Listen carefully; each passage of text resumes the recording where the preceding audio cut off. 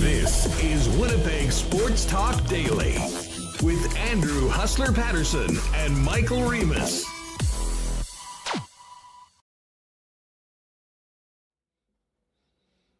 Happy Friday, everybody, and welcome to Winnipeg Sports Talk Daily. Huss and Reem with you for the next couple hours, and we have a packed show. Banjo Bowl tomorrow. We're all over it. Eddie Tait will join us for the latest on the Bombers from Princess Auto Stadium. And we'll also welcome in our good friend, the coach, Paul LaPolice, who was in the booth with Rod Smith calling the Labor Day Classic last week. He's actually doing BC Montreal tonight. We'll get his thoughts on the Bomber-Rider rivalry and the rematch tomorrow, as well as a big game tonight between the top team in the CFL and Nathan Rourke and the British Columbia Lions. Mike McIntyre is going to jump on the program as well. I'm sure we'll get into a little bit of Jets talk, and we will touch on that right off the bat with some interesting news. Cole Perfetti from Elliot Friedman. And, of course, NFL kickoff last night. We've got another primetime game tonight from Sao Paulo, Brazil, the Packers and Eagles. We'll hit the NFL notebook with Hacksaw and then fire up the marbles because the maestro of marbles, Michael Remis, is back. And I'm looking forward to making it happen at the end of today's show. So make sure to stick around and get your marble in the race at the end of the program. Going to have a great one today. I'm still buzzing from last night's NFL opener. We'll touch on that right off the bat. Don't forget, though, as you get ready for a big weekend in the Canadian Football League, CFL 110, the new episode is up right now at Winnipeg Sports Talk on the YouTube channel. And for those of you that enjoy the podcast version, type in CFL 110 wherever you get your favorite pods. Download that and hit the subscribe, and you'll get it on a weekly basis. It is brought to you by Garage Living Winnipeg. Also want to thank Coolbet Canada, Princess Auto, Consolidated Supply, Rollies Transfer, Manitoba Battery, Wallace & Wallace, Canadian Club, F Apparel, Little Brown Jug, Boston Pizza, Royal Sports, Assiniboia Downs, Breezy Bend, Aikens Lake Wilderness Lodge, and, of course, the Winnipeg Goldeyes, who are playing tonight. Going to be down at the game, do or die for the Fish tonight after dropping game one of their series. If they can win tonight, we'll get a third and deciding game tomorrow night, 6:30 after the Banjo Bowl down at Blue Cross Park. Tickets available at goldeyes.com or 982 base. Let's pack the park tonight. Should be a great one and a great way to get into an unbelievable sports weekend. We'll also hit up a Why Not question of the day for Not Autocorp at Waverly and McGillivray a little later on. Let's welcome back in for the first Friday in a while, Michael Remis. We're back to business today, my friend, and I'm looking forward to the marble race and a packed show heading into Banjo Bowl. Yeah, my first Friday in a while. I've been away, bachelor parties, vacation, wedding. It's been busy last couple of weeks, but it's September. NFL is back. We are a month away from NHL, and we're less than a week away from having players in Winnipeg Jets jerseys back on the ice. Hockey for All Center, where the YoungStars roster, which just got released, will be practicing for the first time. So I'm feeling good here on a Friday. Banjo Bowl tomorrow. Kicking off Friday Night Football as well. Big game, BC Montreal. Goldeyes, you said it, tonight. Blue Cross Park.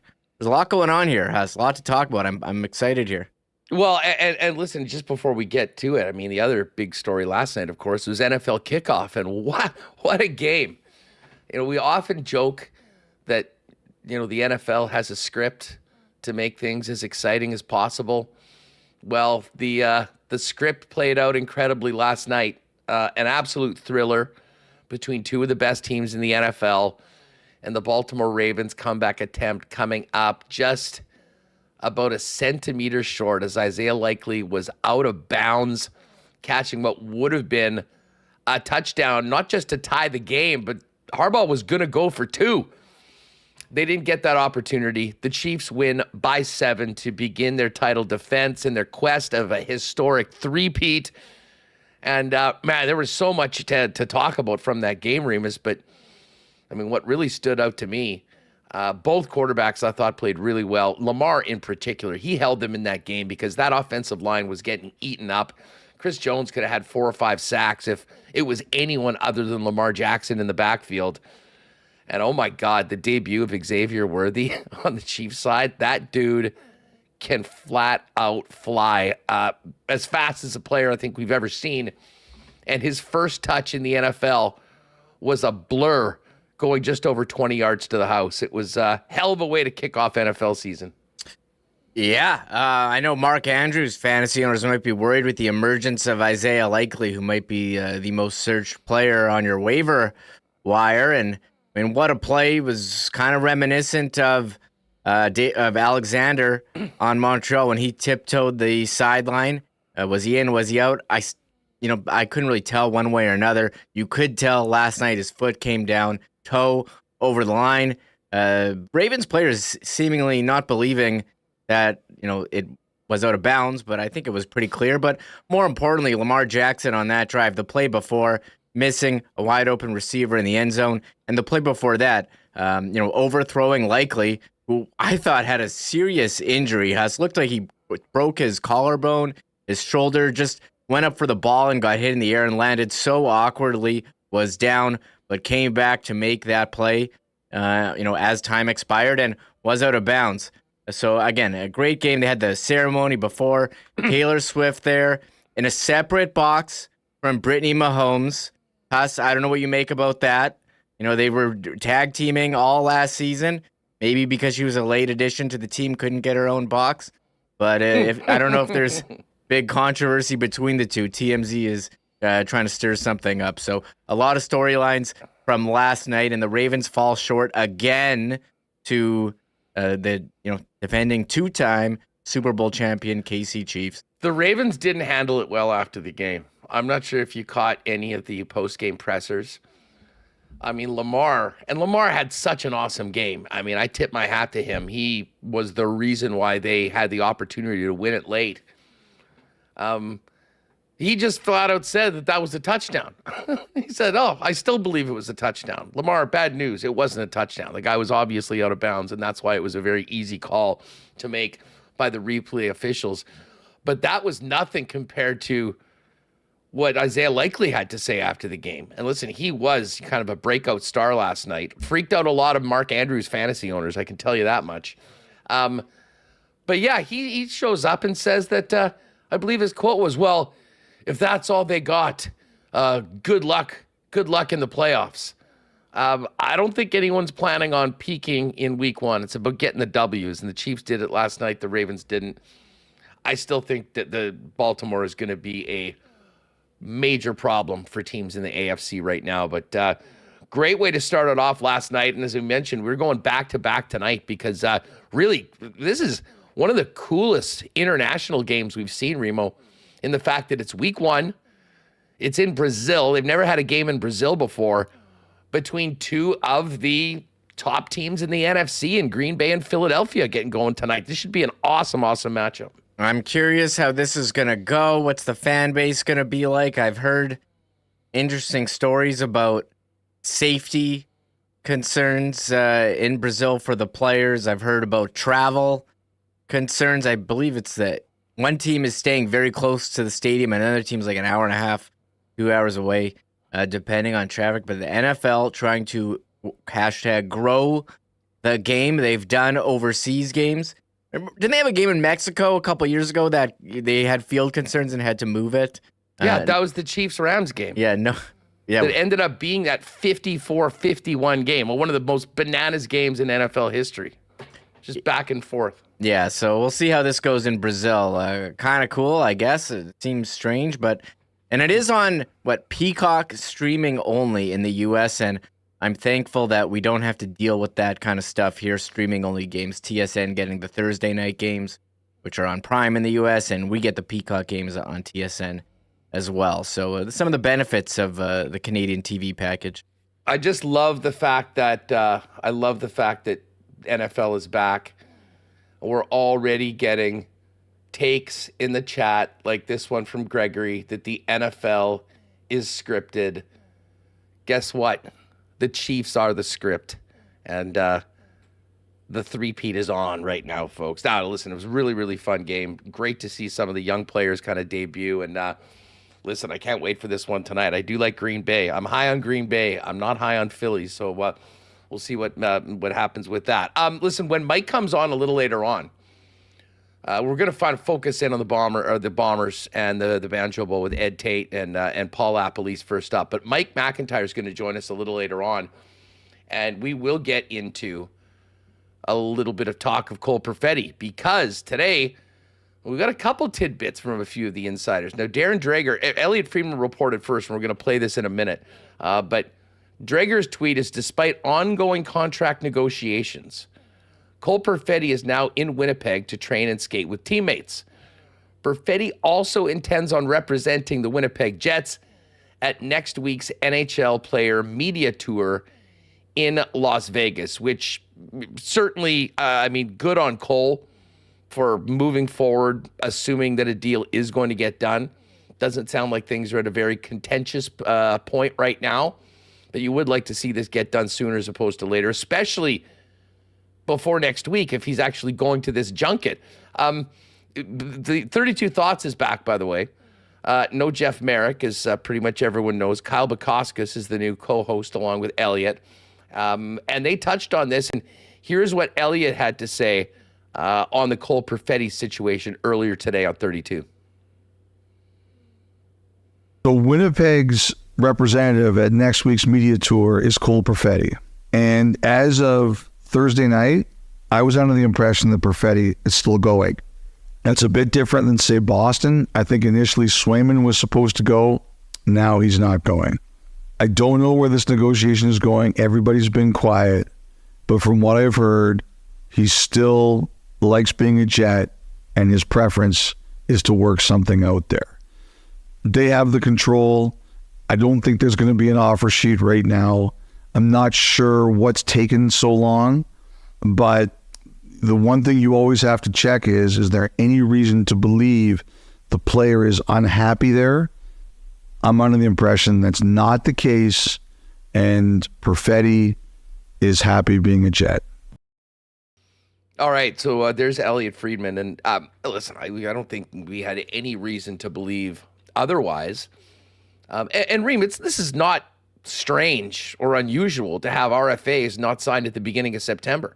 And we sort of went through this marauder earlier this week. I mean, in Jet history, we've seen plenty of these deals happen at or even into the first or second day of training camp.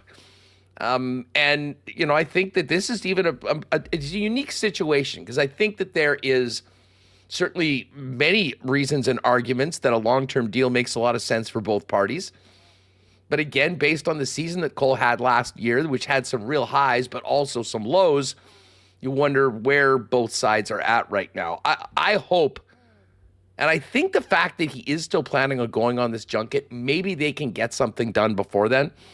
But I mean, you see Sider and Raymond and Swayman, as Elliot just mentioned. I mean, there's some other top RFAs that don't have deals yet that are going to need to get done. So I don't think it's panic time whatsoever. And to be honest, hearing that Cole is still going to be representing the Jets at the media junket, I think is a really positive sign, both from him personally being willing to do it despite not having the contract, and also the Winnipeg Jets having Cole Perfetti be their representative is a good sign. I think for Perfetti, that's a good opportunity for him to get some exposure. You get a trip to Vegas. You're the Jets representative. I think that's got to be pretty cool for a young player. And, Elliot saying, hey, he wants to be a Jet. He wants to be here. You want to hear that? I don't know what's taking so long, but I do think that for him, you want to be in camp right away. You want to have a good season. We talked about this yesterday. I think you're putting yourself at a disadvantage not being there, not getting used to your new line mates, the new coaching staff, your teammates. So I'd like to think they'd be able to work this out, but interesting to hear that he would still go rather than Swayman, who they're trying to work out a contract in Boston, and he said he wouldn't go if he didn't have a contract. So I don't think there's anything to be concerned about yet, but there's more to it there.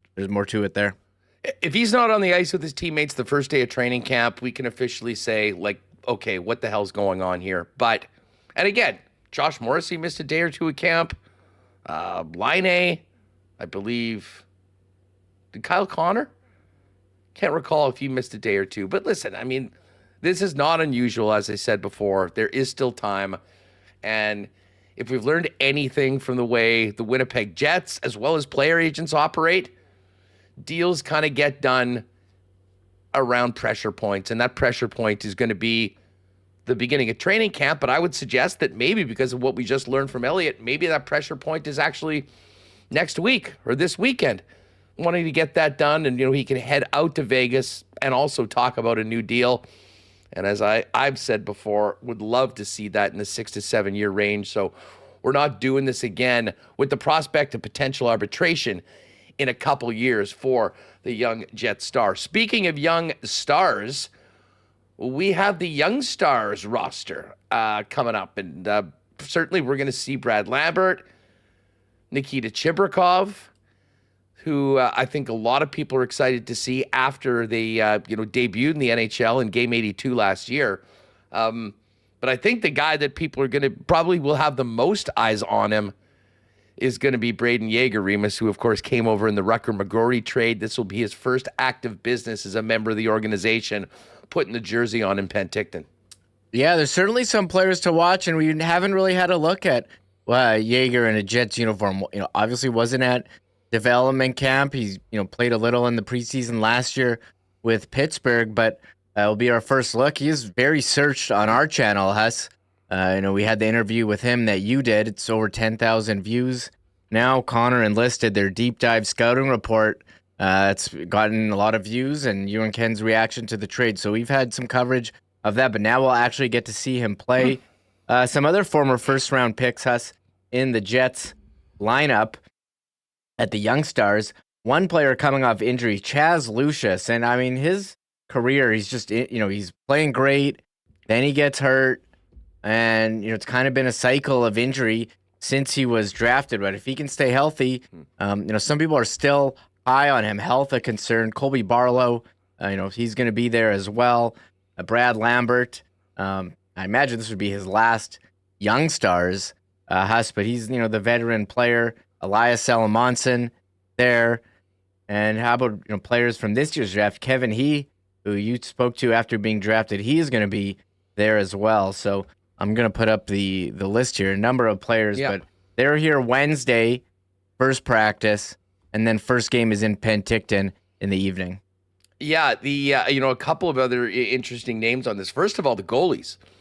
It's going to be Milic and DiVincentis.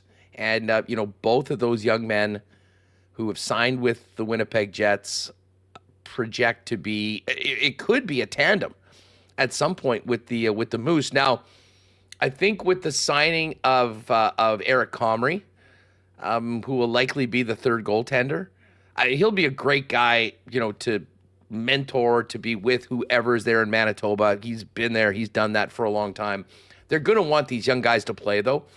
And I think that probably means that DiVincentis starts the season like Milic did last year, playing a ton in the East Coast Hockey League, while Milic and Comrie, presumably if it's Comrie, I guess, or technically it could be Kapanen, play with the Manitoba Moose. But you mentioned Elias Salmonson. He will certainly be the defenseman that we'll be paying attention to most closely. And former Ice defenseman Ben Zloty as well, who's going to be taking part in it. So we'll look forward to seeing that. Kevin He, who was just drafted as well. Henry Nikkanen, Torgerson, Danny Zhilkin. And that, of course, is all coming up next week. Listen, we're going to bring in Paul LaPolice coming up in just a minute. Before we do that, I mentioned already that CFL 110 is up and ready to go. Check it out. It, of course, is brought to you by our friends at Garage Living Winnipeg. Gang, the push is on. If you want to have a clean, organized, feeling like brand new garage this fall before the snow flies, give Garage Living a call at 999-1234. They're gearing up for a busy fall as the push is on to get clients booked, garages designed, and installations complete. before the winter after a really productive summer. Don't miss your chance to clear the clutter, organize and beautify your garage with polyaspartic floor coating, made in Canada premium metal cabinetry, and slat wall storage solutions. Check out their website at garageliving.com or give our pal Pat Kanuga a call. He's loving his move from early morning radio guy to garage designer. You can get Pat at 204-999-1234 to book a free in-garage consultation or make an appointment to meet him in their showroom at 981 Main Street. Garage Living Winnipeg. Garages made for living.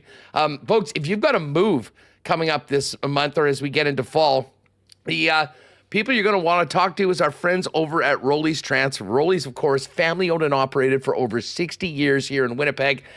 The most trusted name in moving services in the province. They've got an extensive logistics business, which has taken them throughout the province and city on a daily basis, which means flexible routes and timing and great rates. And that rate's going to be even better for WST listeners. Go to their website at rollys.com. Top right corner, you'll see request an estimate. Let them know where and when you're moving, what you need to move, and put in the promo code WST. You'll get a special discount for WST listeners on moving services and moving supplies from our friends at Rolly's. For your next move, get the white glove treatment for the most trusted name in moving in Manitoba, Rolly's Transfer. Find out more, request an estimate today at rollys.com. And we got to shout out our friends at Consolidated Supply. What a season it's been for them throughout the summer, starting with that wet spring as the leaders in irrigation systems and solutions for both residential and commercial properties. Artificial turf, putting in those dream putting greens in backyards, and of course golf carts as the exclusive club car dealer in Manitoba. They've got other great options for your property, though, including things like hot tubs and amazing outdoor kitchen options. And of course, they're also the leaders in small engine parts and repair. Pop down and see them, Consolidated Supply. Their showroom's open to the public, 1395 Niagara Road East, or find out more online at cte.ca. All right, let's get ready for the Banjo Bowl and a huge week in the Canadian Football League. And the man that was in the booth in Regina last weekend calling an absolute thriller between the Riders and Blue Bombers is our pal, Coach Paul LaPolice, who's getting ready to call BC Montreal tonight. Lapo, what's up? How are you? I'm doing well. Yeah, I'm actually watching last week's Labor Day Classic. That's kind of me as a coach doing my own self-scout and kind of evaluating, I don't know, just how I did, my pacing and all that stuff, because I'm still kind of a rookie. Tonight will be my fifth color. So I'm just trying to make sure I'm evaluating myself and giving myself a grade. Well, I'll tell you what. I thought I watched the game back. Lots of Bomber fans have, I think. It was great to have you in. And you might be a rookie, quote unquote, doing some color. You're certainly not a rookie when it comes to the Bomber and Saskatchewan Roughrider rivalry. You've been through a lot of those games on the sidelines. I mean, just what a scene, what an atmosphere, what a crowd. I mean, that is what this Canadian Football League is all about. It doesn't get much better than that. Yeah, I think for everybody in the Canadian Football League, like, everyone enjoys watching the Labor Day Classic and everything. And I think it's the biggest thing for a lot of players that come up from the U.S. and have their rivalry games, whether you played at Alabama and, this is the Alabama-Auburn game to other people. So it just showcases the best of our league and how fun it is. And I don't know if there's a better one than the Riders Bombers. The biggest attendance ever for that game, and every time you thought the Bombers had it taken care of, all of a sudden Saskatchewan stormed back. They get an onside kick, which never happens. The odds of getting onside kicks are very low. They're able to make the play for that, get the penalty on the interception to give them a chance to kick a long field goal. So yeah, I'm looking forward to the back-to-back. The last three have been really, I think it might be the last four have kind of been blowouts for the Bombers. So it'll be interesting to see how, Saskatchewan has a lot of injuries up front, how they respond with the injuries they've had up front to their offensive line. I mean, I'm interested in your perspective on just how kind of special that week is, or these 2 weeks for these clubs. And, from a coaching perspective, I mean, whether you're in the Bomber room or whether you're in the Rider room for a game that was so close and you're going right back up against the same team this week, what's this week like in between the two games like for the coaching staff, Paul? And where do you think they're focusing on trying to get another win on both sides coming up on tomorrow afternoon? So it kind of flips. And let me explain this. Let's call it as an offensive coach. So last week, you're going to game plan to see, hey, I'm going to play this team. Here's all the things I'd like to call against this football team. Well, some of those things may have motions and movements. Well, the Bombers might have last week, all those things that they liked, they maybe didn't show them at all because they don't want to have to deal with crowd noise and timing it up because they have to use a silent cadence when they're in front of 30,000 people. So a lot of that package gets held till this week when it's going to be quiet. They can use their cadences. They can use, they're not going to get the volume that they're going to face. So I think that's a neat chess match. And certainly now for the Riders, they've worked on practice crowd noise all week, and they have to have a smaller package in some aspects because sometimes you don't want to do certain motions and movements with the crowd noise. I think that's one thing. And just the coolest thing about, I think, that ride is I talked to a bunch of Bomber fans before the game, and they talked about, hey, make sure you tell everybody that we travel and we go to these other spots. We go, we don't just show up Banjo Bowl. We travel over here to the Labor Day Classic. There's a ton of Bomber fans. I always was amazed at how many people traveled for that game. When I first came into the league, I remember the fans for the Riders were so bad. They found out which hotel it was in. They would just run up and down the halls. They would they play music outside the building, say anything, like the movie from the 80s with the jukeboxes. They'd play those. So my second year, we actually moved out of Regina and stayed in Moose Jaw because it was just such a loud environment. And we felt, hey, we'll go 40 minutes out of the way just so we can get a good night's sleep. So those are the great things about the league. And that rivalry is so good. I know now they play earlier in the season and all that, but it really doesn't take away from these great Labor Day weekend games and now the Banjo Bowl. Well, and there's no shortage of bad blood between these two clubs. It's, a couple consecutive games that there's been a questionable hit that it was knocked Zach Caleros out. I thought he was brilliant in the first half. One obviously picked that he'd like to have back, but when you think about how that offense struggled for a good portion of the Hamilton game before coming up big and clutch in that last minute, I think there was a real question as to how would that offense look going up against a really good Saskatchewan defense in that environment. And, you tell us. I mean, what did you think about the way the Bombers were able to move the football, have explosive plays that really weren't there the week before? And thoughts on the hit that knocked Zach out. Start with the hit. Yeah, you cannot lead with your shoulder into anybody's head. I don't care what team you play for or whatever. And, some people say, well, I find it hard sometimes when some fan base say, oh, you're being too good. We do not need our starting quarterbacks to take shots to the head. That is something, it happened last year. We just can't have that. I don't care which side of the quarterback is playing on.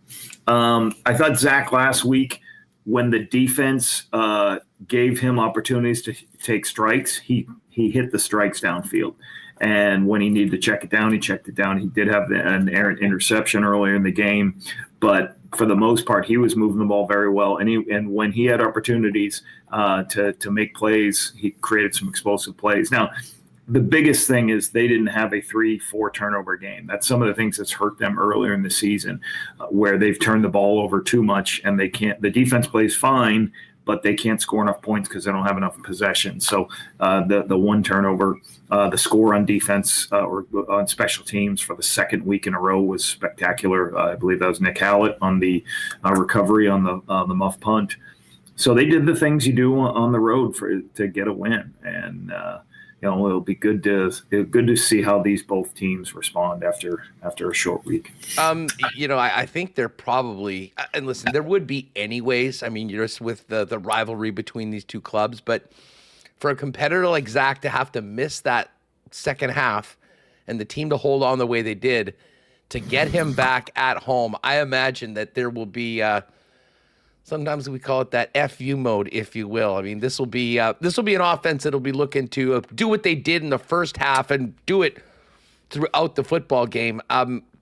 What was it about the Bombers that made them more successful in the first half than what you saw against Hamilton the week before?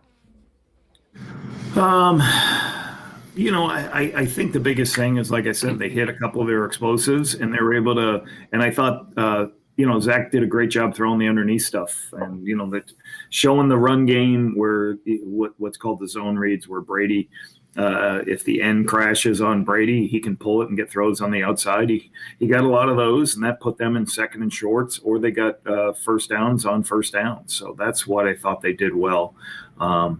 And the defense played spectacular. I was pretty impressed with what Jordan Younger's done the last couple of weeks, and that'll be once again the challenge for Trevor, who's got them.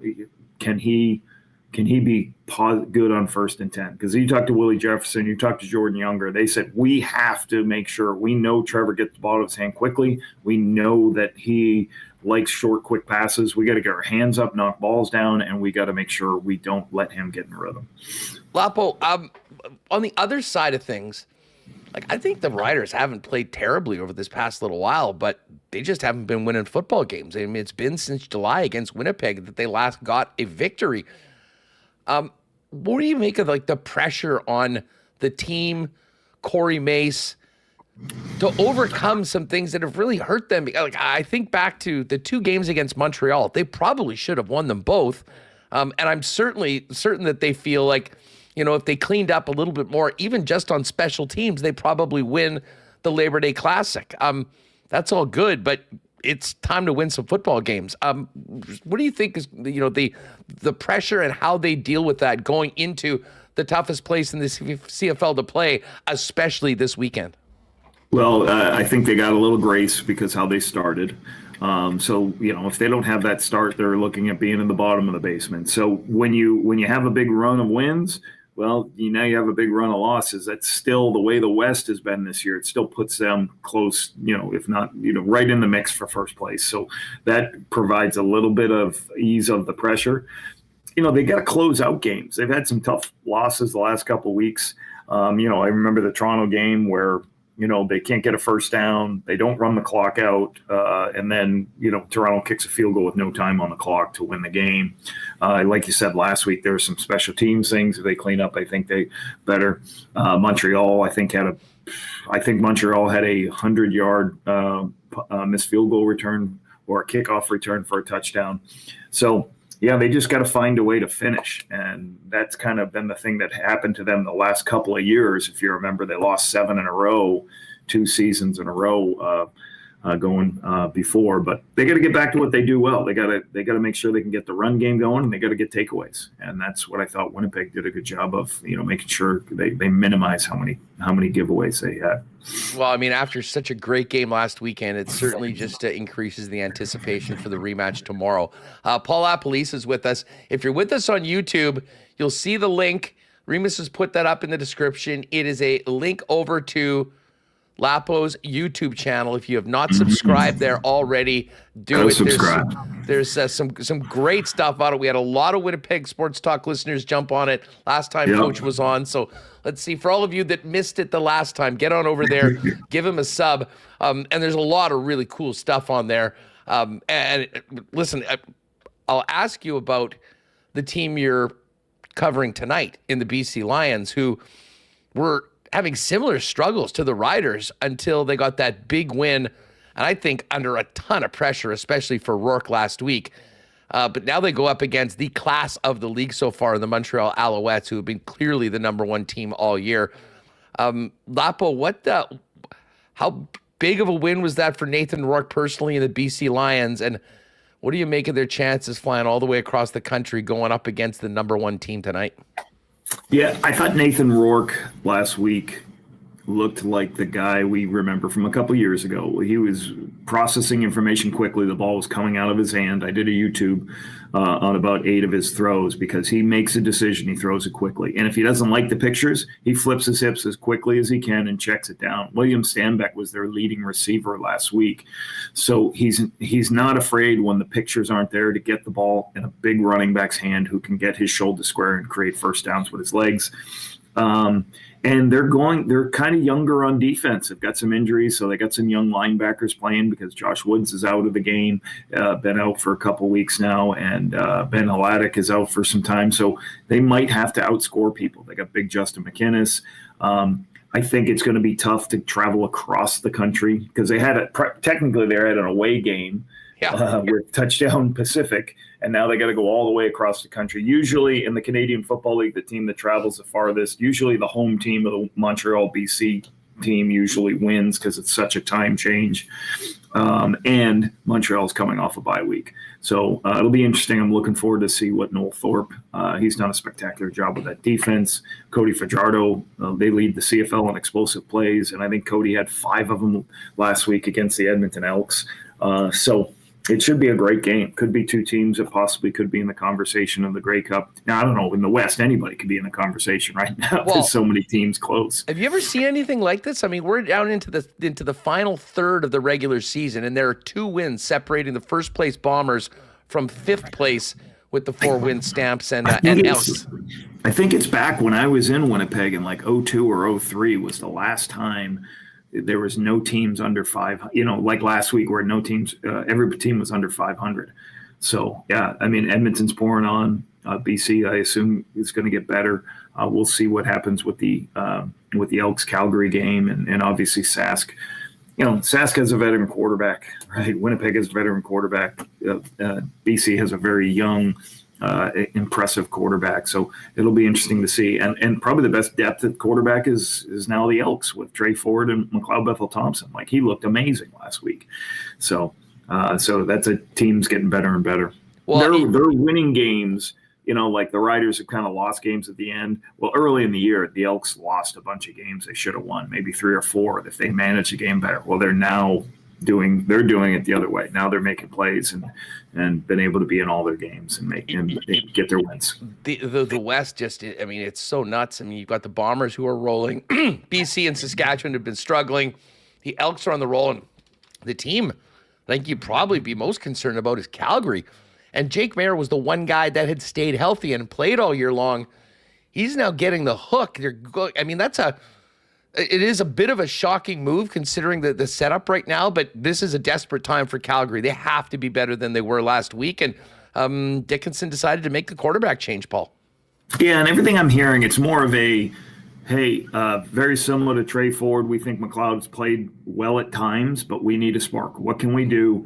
Can this player come in and help us, whether it's using his legs, whether it's just a different picture than what they've gotten from Jake? They certainly got to be played better defensively. McLeod picked apart that defense last week. They got to find the ability to slow people down. That's what Calgary struggled with. But yeah, it'll be interesting to see this young Bonner kid, see what he can do. Hey, just last one for you. Speaking of backup quarterbacks, listen, Edmonton, they've got McLeod Bethel-Thompson and Trey Ford. I mean, BC now has Vernon Adams and Nathan Rourke. Like, Chris Streveler's back, and he is, a beloved member of this team, but a very different quarterback than maybe most of the others. I mean, you saw Zach in the first half and Streveler in the second half. Because of, his skill set and what he brings, how much does that change Buck Pierce's job as the offensive coordinator when Streveler's in that situation as opposed to, what they might be calling with Zach? So I think you're going to get obviously a run package. And when I was there with Buck, we would have had, all right, here are runs that we can activate that make it totally difficult for a defense because they've never been prepared for this one. So we can do a lot of things to, make defenses really have a problem dealing with us. But you also have to do enough. The league is about throwing the football. So, and that's where, Streveler just hasn't looked as well as I remember him. So they got to find the things he throws well, give him opportunities. Now, they're not going to ask him to throw it 40 times either. They're not going to ask him to look like Vernon Adams, and they shouldn't. But he's got to be able to operate when they need to get throws. And, and I think sometimes people, like, I watched his game early in the season when he played against Calgary, and, he checked the ball down a lot. And it was like, well, he's just throwing checkdowns. Well, that's all that was open. You don't want a guy just throw it up and throw for interceptions. But when he has opportunities with people open, he's got to get some shots downfield if he can.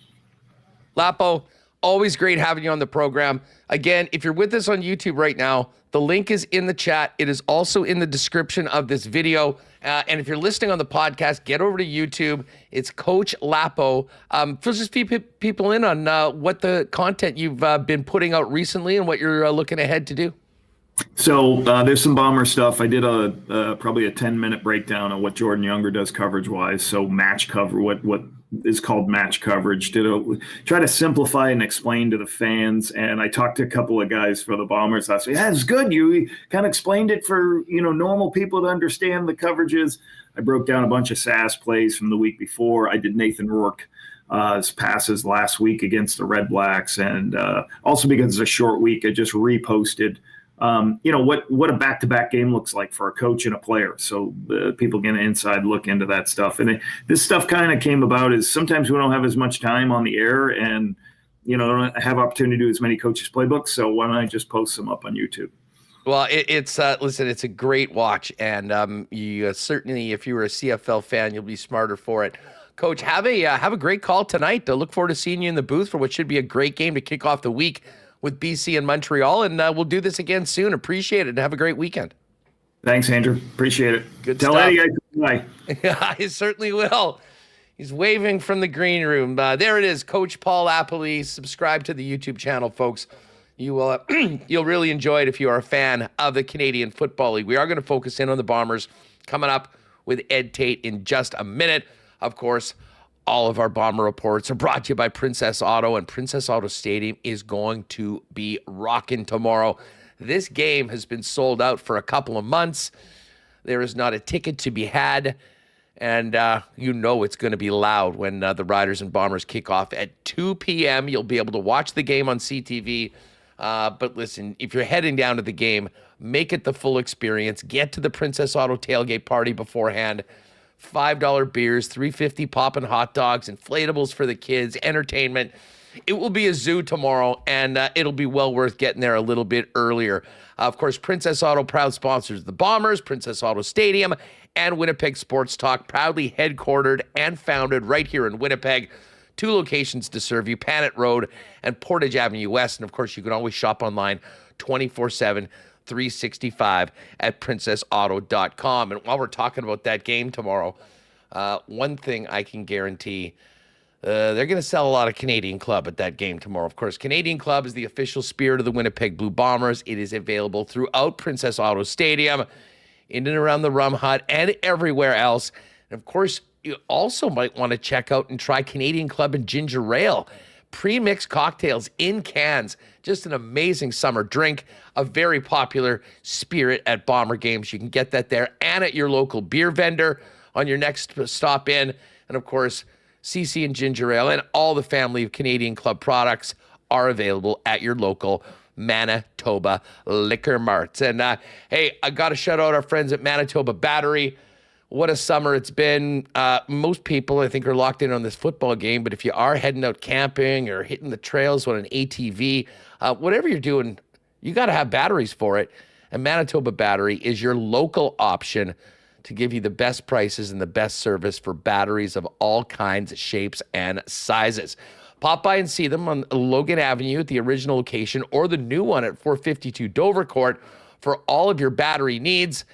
And as we mentioned, the best prices in town, beating the pants off the big box stores and allowing you to shop local. And even better yet, the best service includes free delivery anywhere inside the perimeter for any purchase over $60. It's just that easy.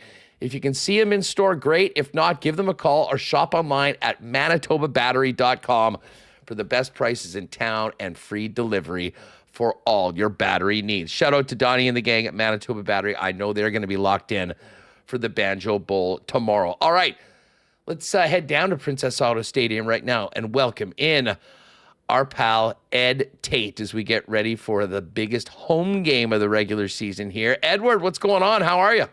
How are you, Huss? Can you hear me? I can hear you well. I am great. I enjoyed the NFL last night. I'm still putting it together after a very successful trip to Regina last weekend. Hey, you've been around this rivalry for a long time. I mean, I've done, 10, 12 of these Labor Day games.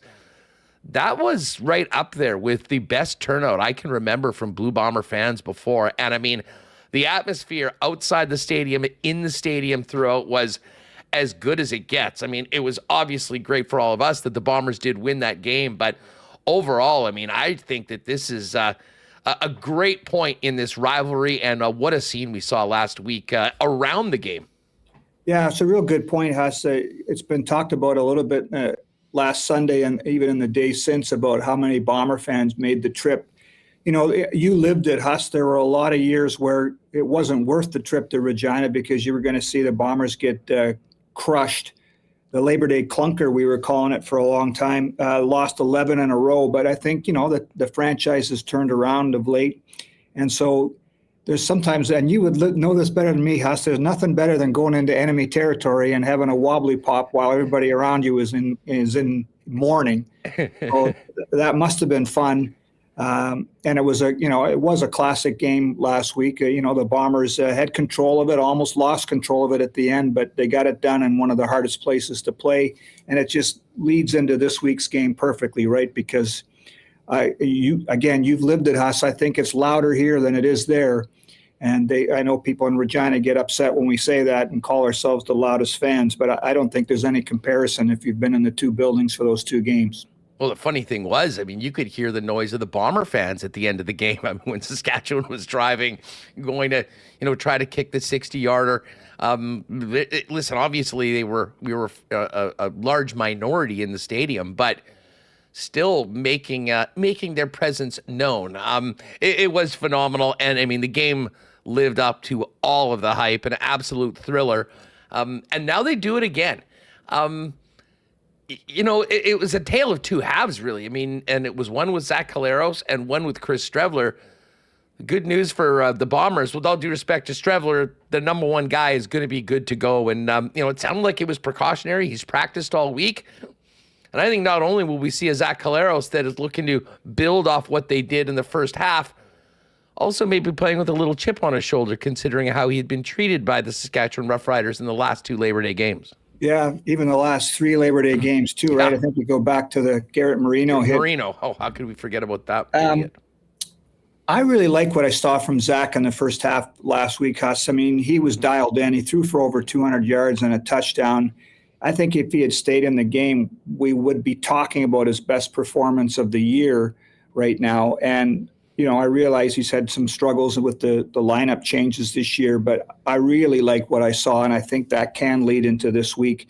He was just asked at his press conference maybe an hour ago about, if there's any animosity, so to speak, that carries into this one, and I don't think he does that kind of stuff. I mean, he'll be fired up and he'll want to stick it to them, but he's not the kind of guy that people, Bomber fans, know that's going to be too much in your face on anything. So, I think the best reaction we saw last year to the Pete Robertson hit, the headbutt that got him suspended, was for the Bombers to go out and score on every possession of the first half in the last year's Banjo Bowl. If you remember that, they won 51-6. Zach had 5 touchdowns at halftime. I think that's the kind of response most people want to see tomorrow. In the Sign me up for that. Sign me up for that. Yeah, big time.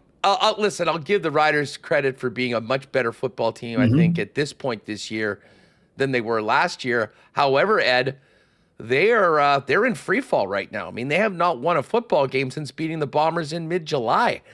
A ton of pressure, I think, on this team coming in. But I will say this, I'm expecting a very different Rider team tomorrow than the game you cited last year, in that even during this losing streak, I mean, they were right there with the Bombers. They should have won at least one, if not both, of the Montreal games. Like, this hasn't been a team that has been getting embarrassed or getting blown out. They've been in these football games, but kind of like what the Bombers were at the beginning of the season, 1 or 2 mistakes a game being the difference between winning and losing. And in the landscape of the CFL, and especially the West right now, that's pretty much the way it seems it's going to be every single week. And just executing and not making those mistakes that have been costly for all teams when they've been losing often is the reason why teams win or take that long trip back with another loss. Yeah. You've hit on a real good point here, Huss. I heard your show with Jeff earlier this week, CFL 110. Again, I'll say it's a real good show. Thank you. It's interesting. In the Labor Day Classic, you could look at a couple of mistakes that the Riders made. The Mario Alford brain cramp on the punt where he touched it and it was recovered by Nick Hallett in the end zone for a touchdown. That was a real game changer at that point. And then also the single that came after that by Sergio Castillo, that was an important part in the 8-point advantage that Big the time. Bombers had. Yeah, and it kind of gets forgotten, doesn't it? Especially when everyone was bitching about the Rouge the week before. yeah, That exactly. no, well, it's just because it was at the end of the game. I mean, Right. that was a huge, huge point that totally factored into many of the coaching decisions in the fourth quarter. Right, and if you've got a guy that can consistently hit field goals from in the 50-yard range and 60-yard range, then yeah, let him have a crack at that once in a while if you've got the wind at your back, as the Bombers did. But back to your point about the Riders, it's interesting. Last year they came in here and it was Jake Dolegala at quarterback. Trevor Harris has ripped up the Bombers in his last 2 games. They haven't won them, but he can really, we saw last week, when he's on fire, when he gets in a rhythm, he can be scary. So that's one thing to keep an eye on. The other thing that's been a fallout since the Labor Day Classic is you saw in that game, they lost 2 offensive linemen in that game. Their center, Peter Godber, and Zach Fry, one of their guards. So they got 2 changes to their O-line for this week. Dante Myers, one of their receivers, is out, so that means another change. So not only are they struggling right now with the skid they're on, they're banged up. And that's sort of what the Bombers were living early in the year. I still think the Riders are a good football team. I don't think we're going to see a blowout tomorrow. But, I mean, it's kind of 2 teams pointed in different directions right now, too. And if the Bombers can take care of this one tomorrow, then you got the bye week. And Edmonton's really coming on. They've got Edmonton back-to-back after this. But you've set yourself up, and who would have thought that? I mean, we've already talking about the Bombers being in first place, heading into tonight's game in Montreal with BC. But again, after an 0-4 start, I think everybody would have been happy just to get them to 500 at this point, and for them to be in first place on the tiebreak, it really says something about how the rest of the division is played out. Ed, listen, I mean, if Montreal can do the Bombers and the rest of the West a favor and win this game tonight, and they can take care of business tomorrow, they'll be 2 games clear of Saskatchewan and BC with only 5 games left in the season. And of course, I've been talking about this week. The Bombers are somewhat fortunate when it comes to the scheduling in that both Bombers and BC have to go to Montreal. BC's doing it this week. The Bomber game is the week 21, the final week of the season. It's pretty hard to imagine the Alouettes needing to win that game, considering where they are. They could very well be resting a bunch of players. So, if that game means something for the Bombers, it could be a soft spot on the schedule, which would favor them. But they'd like to take care of it before, put themselves in a great spot going into the bye week, and then get ready for that home and home with the Edmonton Elks. You mentioned the issues on the Saskatchewan offensive line. Let's talk about the Bomber offensive line. And I mean, how's Stanley Bryant doing? I mean, it was concerning to hear that he wasn't able to play, and now he's out. When Mike O'Shea said he expected last week, I mean, first and foremost, this guy's such a pillar of this team. What do we know about how he's doing right now, even though it doesn't look like he'll be in the lineup? Well, I saw Stanley and Gabe Wallace doing laps around the field today as the team was doing its walkthrough practice, and he seems fine. I just think they decided that, he had a virus and he needs another week to fight through this, maybe get his strength back. And you've got the bye week coming up, so that's an important thing. He took some reps at practice this week. Yesterday's practice were closed. And I just think they're being really cautious with this. Plus, Kendall Randolph's been really good, I think, at both positions he started at the right guard and left tackle spot. So maybe they've discovered something here, too. So I don't think they're in a rush to get him back, especially with Pat Neufeld coming back. It's interesting. They get back to dressing 7 offensive linemen for tomorrow's game because Mika Vanterpool will still be on the roster, so will Tu Eli. And that's the kind of depth that makes you look at that lineup and think, they might try to pound the ball again if they get ahead in this thing, and we might see a whole lot more of Brady Oliveira back. But I think getting Pat Neufeld back is massive, and then in a couple of weeks we'll have the old number 66 at left tackle there, and that'll settle things down too. Well, and listen, I mean, a tip of the cap to the guys that were there. I mean, it was we kind of found out about Stanley not playing before we even got to the perimeter on the trip out to Regina. And I'm thinking, Jesus, this is going to be 6 offensive linemen dressing, some guys that aren't playing, and you're going into Regina against this defense. This is going to be a huge challenge. And for the most part, they did a pretty darn good job of, keeping their quarterback clean. Obviously there were some hits. That's going to happen But it wasn't an issue that, was the differentiating factor in winning or losing. And now, of course, Saskatchewan is going to be in a similar situation to what the Bombers were last week, with a couple guys down and having somewhat of a makeshift O-line. The other big injury coming out of the Labor Day game was Adam Bighill. He is out. Understand that he could be a while. How does the defense look without Bighill, and who's going to be taking more reps in his place? We've seen this before. Adam missed a few games earlier this year. Shane Gauthier is listed as the middle linebacker. We saw Tony Jones take a lot of reps there, and the guy He's been good. Yeah, and the guy that's coming on too is Michael Ayers, a rookie. That he scored that special teams touchdown after the Tony Jones hit in the Hamilton game. There's some talent there, and so it's tough because Big E's going to the Hall of Fame, and he's been a great player, and you want to see him finish out. I don't know what the extent of the injury is. He was put on 6-game injured list today, which is not a good sign. But I think they have something there in Tony Jones and Michael Ayers, and that's sort of the succession planning that every team has to do. You don't like to have to do it in an injury situation like this, but I think they're quite comfortable with Tony Jones and Ayers playing those two spots. And also Kyrie Wilson's close to returning from what I understand too. So they're getting healthy. I mean, they lose Bighill, which is massive. As Jordan Younger, the D coordinator, said yesterday, you don't replace an Adam Bighill. But I do think they like what they have there to step up and fill in for him. Well, and Ed, speaking of what happened in Labor Day, just how close all of these games have been, and the margin of victory being so close between winning and losing. A lot of it does come down to special teams. And, man, I thought Jamison Sheehan had a great game. I mean, that punt was a huge part of creating that mistake that ended up getting the Bombers that crucial touchdown that really was the difference. And then there's Sergio Castillo. And, we have had the benefit of watching Justin Medlock kick as well as anybody did in the Canadian Football League for a long time. The difference between Medlock to Sergio, though, is the extra 10 yards or so. I mean, Mike O'Shea, not shy at all to throw him out 56, 57, 60 yards. And he has been a massive factor in a number of wins. And I think he was one of the players of the game on the weekend, even though he only had 2 opportunities. Yeah, that's a real good point. So I think he's already set a CFL record for 50-yard field goals in a season with 9, which is, you're right, it's amazing. And he's become a weapon, right? And so a lot of times we look at the field goal percentage of guys when you scratch out your names for the All-Star ballot, and there's going to be kickers who have better percentages than Sergio. But, I mean, has there been a kicker in the league that's been more valuable for him because of that extra distance he can give you? The fact that he can hit a 60-yarder, the 56-yarder almost looked like, here he goes again, making an easy one. That's a real weapon. That's a real weapon for him. So I think that in a lot of ways, even though his percentage might not be as good as others, Sergio Castillo's been the best kicker in the CFL this year.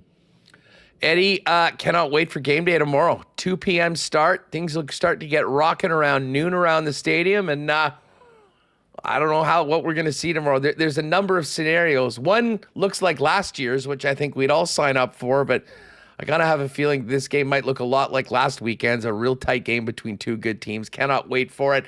Have a great weekend, and good luck to the squad. Thanks, Huss. Appreciate you having me on. Have a good day. Good stuff. There's Ed Tait from the Winnipeg Blue Bombers. And from one member of the Media Fantasy League to another, we're going to bring in Mike McIntyre coming up in just a couple of minutes. I do want to thank our friends at Wallace & Wallace for their great support of Winnipeg Sports Talk. As I mentioned, this weekend, you want to be at the Banjo Bowl Saturday afternoon, and you probably want to be horizontal for 10 to 12 hours watching NFL on the weekend, which would limit your abilities to build a fence. If you have fencing needs, take it to the experts at Wallace & Wallace, the leaders in fencing and overhead doors since 1946 in Winnipeg. If you need the security and protection of a new fence, they've got you covered with vinyl, ornamental, welded wire, chain link, or wood fences.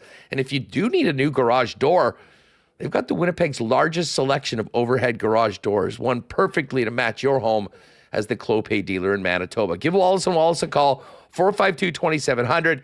Their team will arrange a time to come out and give you a free estimate. You could also visit them at wallacefences.com or pop down to their showroom on Lawson Crescent off of Kenniston. And listen, I know we still got some nice weather. It's going to be a beautiful weekend, but fall is just around the corner. When you're thinking about heading into the new season, if you're looking into your closet and realize, guys, that you need to up your menswear game, get on down to F Apparel at 190 Smith Street. Custom suits beginning at $400, along with chinos, golf pants, custom shirts, both tucked and untucked styles, and an incredible selection of menswear accessories. 15% discount for wedding parties. And of course, you can also make an appointment to pop in and get fitted up for all your needs by doing it online at fapparel.com, EPH Apparel, and check out everything that I've got going on as well, including a shirt sale right now, 25% any purchase of 3 shirts down at F. Gold Eyes tonight, do or die, playoffs, 7 o'clock p.m. I know Mike was covering that game. We'll talk about that right away. But if you are planning on getting out to the ballpark, get your tickets in advance and get them digitally so you don't have to wait in any big lines for walk-up for tonight's playoff game. Goldeyes.com for information on that. And the whole WST crew is going to be down at the ballpark tonight, so really looking forward to that. Let's bring in Mike McIntyre from the Winnipeg Free Press. Mike, what is going on? How are you? Huss, I'm not doing so great. I have a bone to pick with you. You and I, we're playing head-to-head in week 1. And let's go back to the online draft the other night. You and I were one after another. And I made the mistake of not grabbing a guy that I wanted when we were going down the list. So I believe I was 10 and you were 11, I think. And then Remis was 12. Right. So, but then I thought, you know what, I'll just grab the guy on the way back up the ladder. Well, you grabbed the guy that I was going to, and not only that, that would be Mr. Worthy, who just hung 25.8 points against me last night because you got the guy that I wanted. You really thought that Xavier Worthy was going to last through 2 picks of mine as a Chiefs fan and be on a silver platter for you at 10 for the Crime Dogs? But I only had to wait. I mean, I honestly was not thinking of who was after me and that we had Mr. Kansas City himself. And so when you didn't grab him the pick immediately after me, I thought I was safe. Then Remis did his double hit and I had him all queued up. Like it was right there.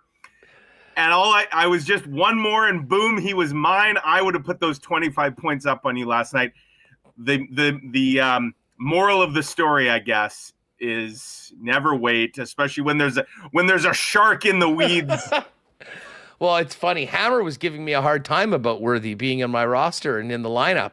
Oh. I don't think anyone's saying that today. Dude is an absolute blur. I mean, that first touchdown that he got was, mind-blowing. We knew that he had record-breaking speed from the combine, but to see it actually in a game, very exciting young guy. And listen, just on that note, Bills fans today must be losing their minds. If you will recall, the Chiefs traded up to that pick. Right. So they could take Xavier Worthy. Who did they trade with? The Buffalo Bills. Do you know the last time the Bills made a draft day trade with the Chiefs and the Chiefs moved up in the first round? I do. I believe that Mr. Mahomes. They moved up to number 10, thank you to the Buffalo Bills, and got Patrick Mahomes. So PTSD for Bills fans. And I think the entire AFC was cursing the Bills when they saw Xavier Worthy do what he did. Hey, listen, just before we get into some Jets talk and whatnot and some Banjo Bowl, the reason why, unfortunately, we missed you on Wednesday is because you were covering the Gold Eyes. We're all going to be at the ballpark tonight. Yes. Kind of hoping we might see an opportunity for the team to wrap things up. But in the nature of these short series, their backs are against the wall, needing a win. This is a big one for the Fish after a great season. It'd be real disappointing for it to end so quickly if they can't get the win tonight. Yeah, life moves fast. They had a great regular season. They go from worst to first in their division, and after 9 innings of baseball, suddenly their season is on the brink. That game the other night in Sioux Falls, couple couple bad things happened if you're the Gold-Eyes, unexpected things. First of all, their ace had a real rough night at the office. Just really struggled with his control, hit 3 batters, some walks, and the Gold-Eyes quickly found themselves in a hole. And that wouldn't be such a big deal if the sticks, which had been red hot down the stretch, had come to play. But Winnipeg just could get nothing going offensively. So a 5-0 loss. And yeah, in a best of 3, really, really short series, you don't have a lot of room for error. And the Gold-Eyes have now used up their one game that they could afford to lose. They can't afford another. So makes for a great setting tonight. And of course, if they can keep their season alive, would make for a great double dip tomorrow on the sports front. You'd have the Banjo Bowl. Believe that's at 2, right, Huss? 2 o'clock? 2 o'clock. And then the Gold-Eyes would play at 6. So in a winner-take-all playoff game. So obviously they got to get past tonight. We'll see if the Bats can come alive a little more. But yeah, it was interesting. You know, how do you feel about this, Huss? The first place team getting to pick its opponent, because that's what the Gold-Eyes, that's what they did. And maybe most curious of all to me was they picked, so the top 4 teams in the West made it. The first place Gold-Eyes picked the second place Canaries. Now, if you're going by distance, because it was a 1-game bus trip that they had to make, the furthest distance they would have had to travel would have been Sioux City. That's the 4th place team. However, that's also the team that just swept a series in Winnipeg a couple of weeks ago. And Logan Watkins told me the other day that, you know, ignore, I guess, the final records of all the teams. It was more about how the teams had played as of late. And Sioux Falls had scuffled a little bit down the stretch, but they sure didn't look like a team scuffling with how they played the other night against Gold-Eyes. So that was an interesting decision for sure. Fargo would have been, if you're talking about distance, Fargo would have been the closest team. They finished 3rd. And then Fargo the other night went and won their first game in Sioux City. So did Logan, I guess at the end of the day, you got to beat everybody, right? So it was. I mean, did Logan like the fact that he had to pick? Like, no. I kind of think that most of these teams would rather this not be the case. Right. Like, just give us whoever we're supposed to play. Yes, and we'll go out and do it. Because, I mean, I don't know what the real benefit to the first place team is, and nothing. Certainly, it's like bulletin board material. For sure. Like, I don't see the benefit of it unless you're trying to minimize travel. That often is the case in in leagues like the American Association, but it wasn't the case. Anyways, first pitch tonight, 7 o'clock, should be a good one. We spoke about the Cole Perfetti situation right off the top. Interesting to hear from Elliot Friedman that negotiations are continuing, but Cole is here, skating with teammates, seemingly no animosity with the club that this isn't done yet, and actually will be representing the Jets in Vegas at the media junket. I kind of think that maybe this puts an earlier pressure point to get done as opposed to the start of training camp, Mike. Like, I'm not sure it would be great to have him there having to answer questions about a contract dispute. But what do you make of the plan that it's still Cole Perfetti there and the fact that, we haven't got to that pressure point where anything's gotten done yet? Yeah, I had touched base earlier, I think on Tuesday with Perfetti's camp. And, I got the sense that there was no panic or real concern that a deal hasn't been done at this point. And this is just complete speculation on my part, Huss, although I think I've seen others kind of wonder this out loud. I do wonder if there's not the framework for maybe a bridge deal that's already kind of in place, like in everybody's back pocket. And maybe that's why there's not a ton of concern, because, that's if push comes to shove and we're getting really close to the start of camp, like that's the fallback with the idea that there's still work continuing on something longer term. And, when you hear that Cole Perfetti is going to be the Jets rep in Vegas, like that's a pretty big responsibility that the team has given him and that the player has agreed to. Like, that certainly doesn't signal a guy who may not be here for the long haul. That would suggest that the Jets view Cole Perfetti as a core part of their present and their future, and that that's reciprocated by Perfetti. So, I've long believed that there's nothing to really worry about, that a deal wasn't getting done. I would be absolutely stunned if Cole Perfetti isn't on the ice for day one of training camp, that this drags out into camp, which is to say that he's not going to be on the ice unless he has a contract, obviously. So I do fully expect this gets resolved in, what are we, Friday now? So I guess the next 12 days, which is when camp starts. But I'm with you, Huss. I do wonder if this might not happen sooner, like maybe early next week, before the media tour gets underway, because I'm sure if you're Cole Perfetti, and probably the Jets as well, you'd prefer that questions to Perfetti are about, the coming season and his future, and like his future on the ice with the team and all the excitement of a new campaign, as opposed to what's your contract status, all that mundane stuff. So, but I this is just a theory, but I do wonder if there's already not kind of something more or less agreed upon short term, with the idea that everybody is open to something long term and that they're still pecking away at that. Yeah. If you are, I'm not sure whether you were one of the folks that said you're expecting a shorter term deal. I don't know, with the landscape of the deals that have been done in and around the league, this almost makes me feel more likely that this is not going to be a 2-year deal and something longer. I certainly would like to see that. Yeah. I think it makes sense a lot for both sides, just not sure whether they can get to that point. But where are you right now as we get into September on short-term 2-year deal or longer-term buying up some UFA years?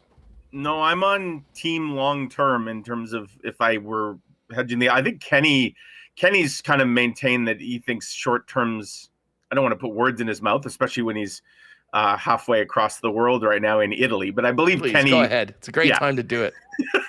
he'll never hear about it. I think long term makes sense for a few reasons. First of all, the Jets have the cap space right now to do it. Maybe had things played out differently this summer, maybe they wouldn't have. But the fact is they have the space right now that they could take a bigger hit immediately on Cole Perfetti than, say, a bridge deal would bring. And we know in the past, Huss, like, look back to guys like Andrew Kopp, Josh Morrissey, Kevin Cheveldayoff almost openly lamented that he wasn't able at the time with those young guys to go long-term with them, even though the Jets wanted to, because of the cap situation that they faced at the time. And obviously in Morrissey's case, it didn't backfire. They were able to get him signed long-term a couple of years later when the cap space cleared up. With Andrew Kopp, they never were. And it just never kind of lined up, and he was gone. So I think the mindset of this organization has always been they would love to wrap up core draft and development type players to long-term deals. We've seen them do it many, many times. And I think Cole Perfetti's in that camp. I also think from Cole Perfetti's perspective, because of the injuries that he's battled now last year, thankfully he had a full season. The only time he was out of the lineup last year was when he was a healthy scratch for a handful of games. But if you're Cole Perfetti, I think the idea of getting a payout now, and he's still very young, this would be by no means would a long-term deal now negate another long-term deal down the road. But, I think the cap is starting to go up. Sure, there's some uncertainty about what his ceiling might be, and I guess even what the cap ceiling might be. But I think, again, given that he's had some injury issues, like there's some risk involved in going short term. If the idea is that you're going to go out on a short-term deal and have 1 or 2 monster years and then really cash in, well, what if those 1 or 2 monster years are actually injury-plagued years and you don't pop the way that you anticipate? Then what does a deal look like in 2 years? And then how much money did you maybe leave on the table now? So I just think that it's something, and again, we know that Cole Perfetti values the organization and vice versa, as proven by what he's going to go do next week for the Jets. I just think that it all adds up to that it would make a lot of sense in the here and now, because they can afford to do it, because it would send a great message. Locking up another young player to a long-term piece. You can put all the young players want to leave, follow Rucker McGroarty out the door, put all that talk to bed. And I just think it would be something that the organization would love to be able to announce kind of on the eve of camp here. Well, and speaking of those young players, Mike, we got the roster for the YoungStars tournament in Penticton. We'll have the rookies kind of do a quick rookie camp for a couple days and then head out there next weekend. And I would imagine, speaking of Rucker McGroarty, that Braden Yeager will have a lot of eyes on him as he gets down to business for the first time in the colors of the Winnipeg Jets. Yeah, I'm looking over the roster, Huss. There's a couple players that obviously jump out to me. I mean, I don't know how much stock you can put into how players perform in these 3 games, which start a week from today in Penticton. But obviously, guys like Lambert and Chibrikov who got that call up in game 82 last year, and I think are expected to be young players who are probably going to get long looks in full training camp when it begins in a couple weeks. Obviously, you want to see what those guys look like against their contemporaries, but certainly Braden Yeager, and then the other guy for me, Huss, and it seems like we're always talking about the same storyline with him, but Chaz Lucius, like there's a forgotten prospect in Winnipeg's pipeline. He's a first rounder too, and we know the Jets have traditionally hit on their first rounders. There's been a couple swings and misses. Obviously, Logan Stanley, would fall into that camp, I think, at this point of his career, and Christian Vesalainen. That didn't exactly pan out. But by and large, Winnipeg's first rounders have been rock solid. But Chaz Lucius is a guy with obviously tremendous upside, but you talk about injuries, like it's just been one after another. And he was really showing some promising signs last season with the Manitoba Moose, and then he got hurt again. And, I think if you're Chaz Lucius, and I had a long chat with him at the development camp back in early July, like he's kind of tired of talking about the idea that he's always injured and he's, how this is another big year, but it really is a big year for him. And it'll start at rookie camp and carry over into big camp. And, he won't obviously make the Jets out of training camp, but I think the hope is that he can go to the Moose this year and just have not only a productive, but a healthy season. And, because he's missed so much development here. So he's a guy to keep an eye on as well. And obviously Elias Salamonson, because there's a guy who I think is also going to get a big look in training camp with the Jets. So yeah, it makes for, some fun viewing here in the next week. Well, the Chaz Lucius situation is interesting in that, he is just, it's like the guy's had a black cloud surrounding him, every season. And, you're right. He is sort of a forgotten prospect right now, just because of how little he's actually been able to play.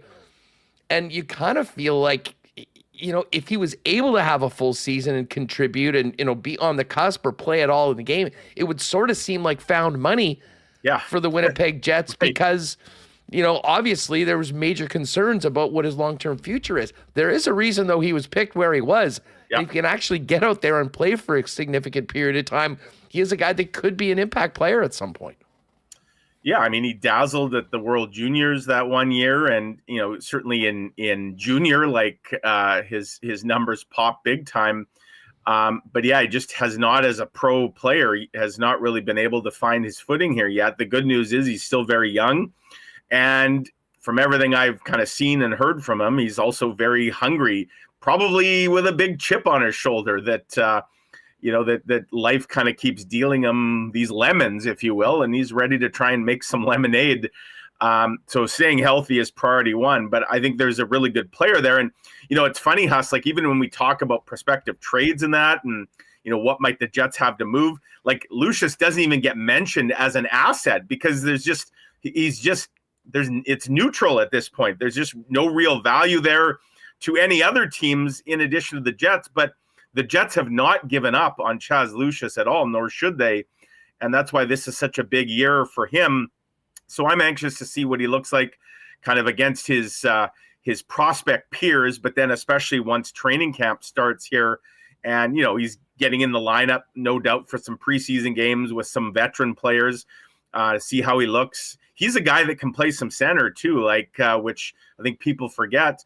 And he's got some decent size. So, again, this is a huge year for him. And, the YoungStars event in Penticton, again, I don't know how much stock we should really put in results, or they're going to have one practice next week. So this is not going to be a finely tuned kind of team. They'll get together next Wednesday at the Hockey for All Center, do some media avails, and then head west. By the way, for those wondering, because I'm sure people have seen the pictures, there's a good chunk of the Jets team. The veterans that are now in town, they're skating every morning at the Hockey for All Center. I've got a few questions about this. These are unofficial skates. There's no coaches. There can't be under the NHL agreement, the contract. They can't have coaches on there. These are what you'd call captain skates. Adam Lowry, I know, is out there, and Cole Perfetti is out there as well, again, which is a great sign. But for those wondering, we will hear next week, Huss, from some of these Jets. They're going to hold a couple of media days. I believe it's next Tuesday and Thursday, where we'll be down at Hockey for All and get a chance to chat with some of these guys, unofficially, if you will, before the official training camp begins. So, yeah, starting next week, the Jets news is about to really start picking up big time around here. Well, as I said, topic number one, get Cole Perfetti signed before he gets to Vegas, and we'll follow that throughout the week, seeing whether it in fact does happen. And Cole won't have to talk about needing a new contract. He can talk about a great future ahead with the Winnipeg Jets. Mike, I cannot have you pop in on WST the day before the Banjo Bowl without talking a little bit about the Bombers and Riders. Absolute classic last week. I mean, all caps classic for the Labor Day one, Bombers and Riders. You got bad blood. You've got great fans on both sides.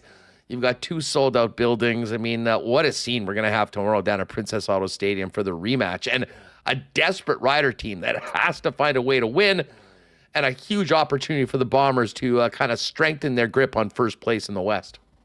Yeah, it really is. Like the storylines are just in abundance here, and looks like it's going to be a great weather day as well. Like, just everything is lining up for what should just be a real special sports day in Winnipeg. And I mean, the Bombers, like, they just keep finding ways. And, there's that, you keep seeing it in this club that this is a team that obviously knows how to win. They know how to, even when they don't always have their best, they can kind of pull it out. And, there's a lot of poise, a lot of maturity, a lot of experience on that team. And I think, that's really paid dividends in a lot of situations here, especially as of late, as the Bombers have put that kind of awful start to the season well in the rearview mirror. And a win tomorrow would just do wonders, as you say. The West is as jam-packed and up for grabs as we've ever seen it. It truly is. And it just makes the magnitude of these divisional games just even more massive.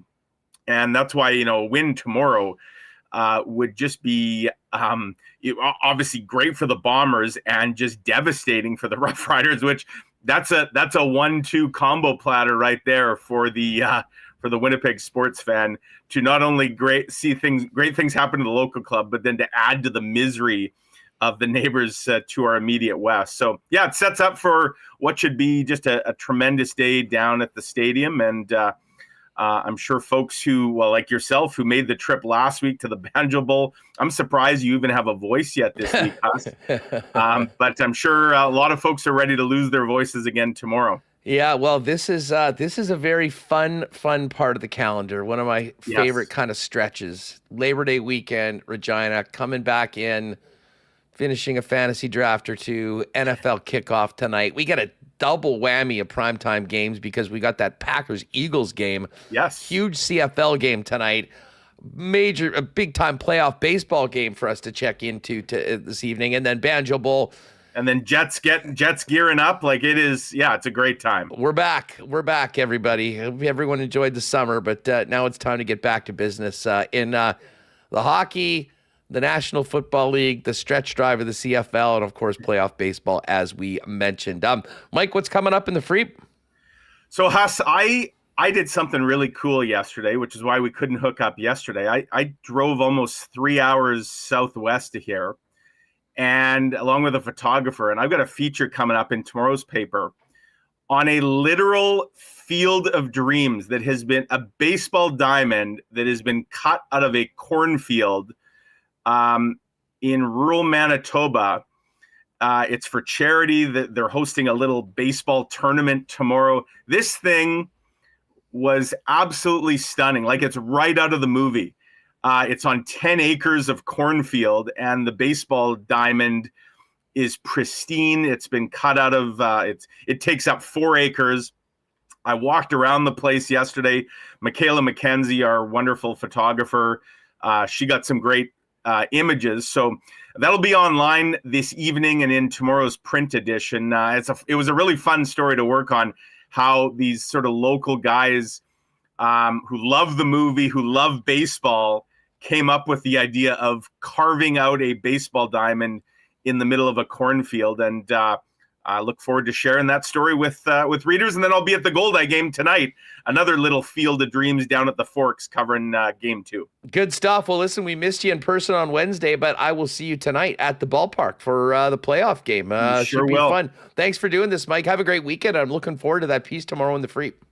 Good stuff. Thanks, Huss. Take care. There's Mike McIntyre from the Winnipeg Free Press. All right, we got Hacksaw coming up. Lots to get to in the NFL Notebook. Of course, it's Friday, folks, so raise a glass to the weekend. Beer Friday, as Hacksaw likes to say it. Today's show is sponsored in part by Generic Lager. Your basic lager, just better. Little Brown Jug made the taste you crave with the name that says it all with this impressively standard lager. Whether you're at a Jets game or a Goldeyes game like tonight or watching from home, grab a cold one and cheers. Generic and all the great Little Brown Jug brews are available at Little Brown Jug in the Exchange District at 336 William Avenue at your local beer vendor or LC, now at Canada Life Center and at Blue Cross Park. Burger Week continues, or what are we calling it now? It's Between the Buns. There's a lot going on at BP this weekend for Banjo Bowl weekend. Of course, the game's going to be on. If you don't have a ticket to the game, next best place to be is at your local BP, and you can try their special burger named in honor of BP's legendary Manitoba-born leader, Jim Treliving. The Dragon is a mouth-watering mashup of BP's 2 most famous appies, Bandera bread and cactus cuts. Grilled Canadian beef topped with onions, roasted in BP's 60th anniversary Diamond Ale, spicy cactus cut potatoes, arugula and tomato, drizzled with Santa Fe ranch dressing, served between a Bandera-style brioche bun, crowned with baked mozzarella and spiked with a cactus cut, served with Caesar salad, garden salad, or fries. It's available now, takeout or delivery, at Boston Pizza Kenniston and all Boston Pizza locations in Manitoba. You can also order at bostonpizza.com or get it through Skip the Dishes. And again, BPs around the province will be packed tomorrow, 2 p.m., for Banjo Bowl kickoff for everyone that wasn't lucky enough to get their hands on tickets. If you are going to the game, you can head down to Royal Sports and get your hands on the new Bomber Turf Tradition gear just released by New Era, as well as all of your NFL merch just in time for the first full Sunday. When you're talking about gear for the Jets, Bombers, or your favorite teams from around the sporting world, Royal Sports has it all. And of course, with hockey season coming up, it is also your one-stop shop to get you all ready to drop the puck on another season on the ice as Manitoba's hockey superstore for over 40 years. Follow them on Instagram at Royal Sports Winnipeg for the latest merchandise drop sale information. And don't forget, a week tomorrow, the final tent sale of the year coming up over at Royal Sports. All right, let's bring in the Hacksaw because our wait is over. the NFL season has officially begun, and we had a beauty last night between the Chiefs and Ravens to get things going. Hacksaw, great to have you back in the program. What do you think of game number 1 of the schedule last night at Arrowhead? Unbelievable. Just electric, what I expected. But before we start on Football Friday and Beer Friday, full disclosure, in the middle of winter, I know how cold it gets at Portage and Main and downtown Winnipeg because I've been at Portage and Main and downtown Winnipeg. I don't want to hear any more beefing from you about how cold it is in Portage and Main, because today, right here, my driveway, it is 112 degrees. I don't know if you can see that. 112 in my driveway, and we have red flag fire warnings from now through Sunday. So full disclosure, no beefing about winter weather in Winnipeg because I'm living through hell here in San Diego. Used to be America's finest city. Now it's a hot box. Crank the AC. Yeah, you can just crank the AC and kick back and watch NFL, college football, CF football because we've got it all back. But, you couldn't imagine a more spectacular way to start off the season. Chiefs raising the banner, and then Patrick Mahomes and Lamar Jackson going toe-to-toe in an absolutely thrilling game that came right down to the final play of the contest. And final inches of the front of a foot on the end line at the end of the contest. You know, we've always marveled at the greatness of Andy Reid and the development into the greatness of Patrick Mahomes and the uniqueness and the greatness of the tight end Travis Kelce. And then you see this year's edition of Kansas City's team. I don't think I've ever seen so much raw speed at the skill positions as Kansas City's got right now. I mean, I was just absolutely awed at Rashee Rice. Just looks like a very different ball player. A lot of ball players still in trouble with the NFL. And then I always knew that Xavier Worthy, the number 1 draft pick from Texas, could fly. I didn't know whether he could hold up at 165 pounds, but you can't hit him if you can't catch him. And he made so many big plays in the course of that game. And Kansas City right now just looks spectacular. And the defense has always been quick.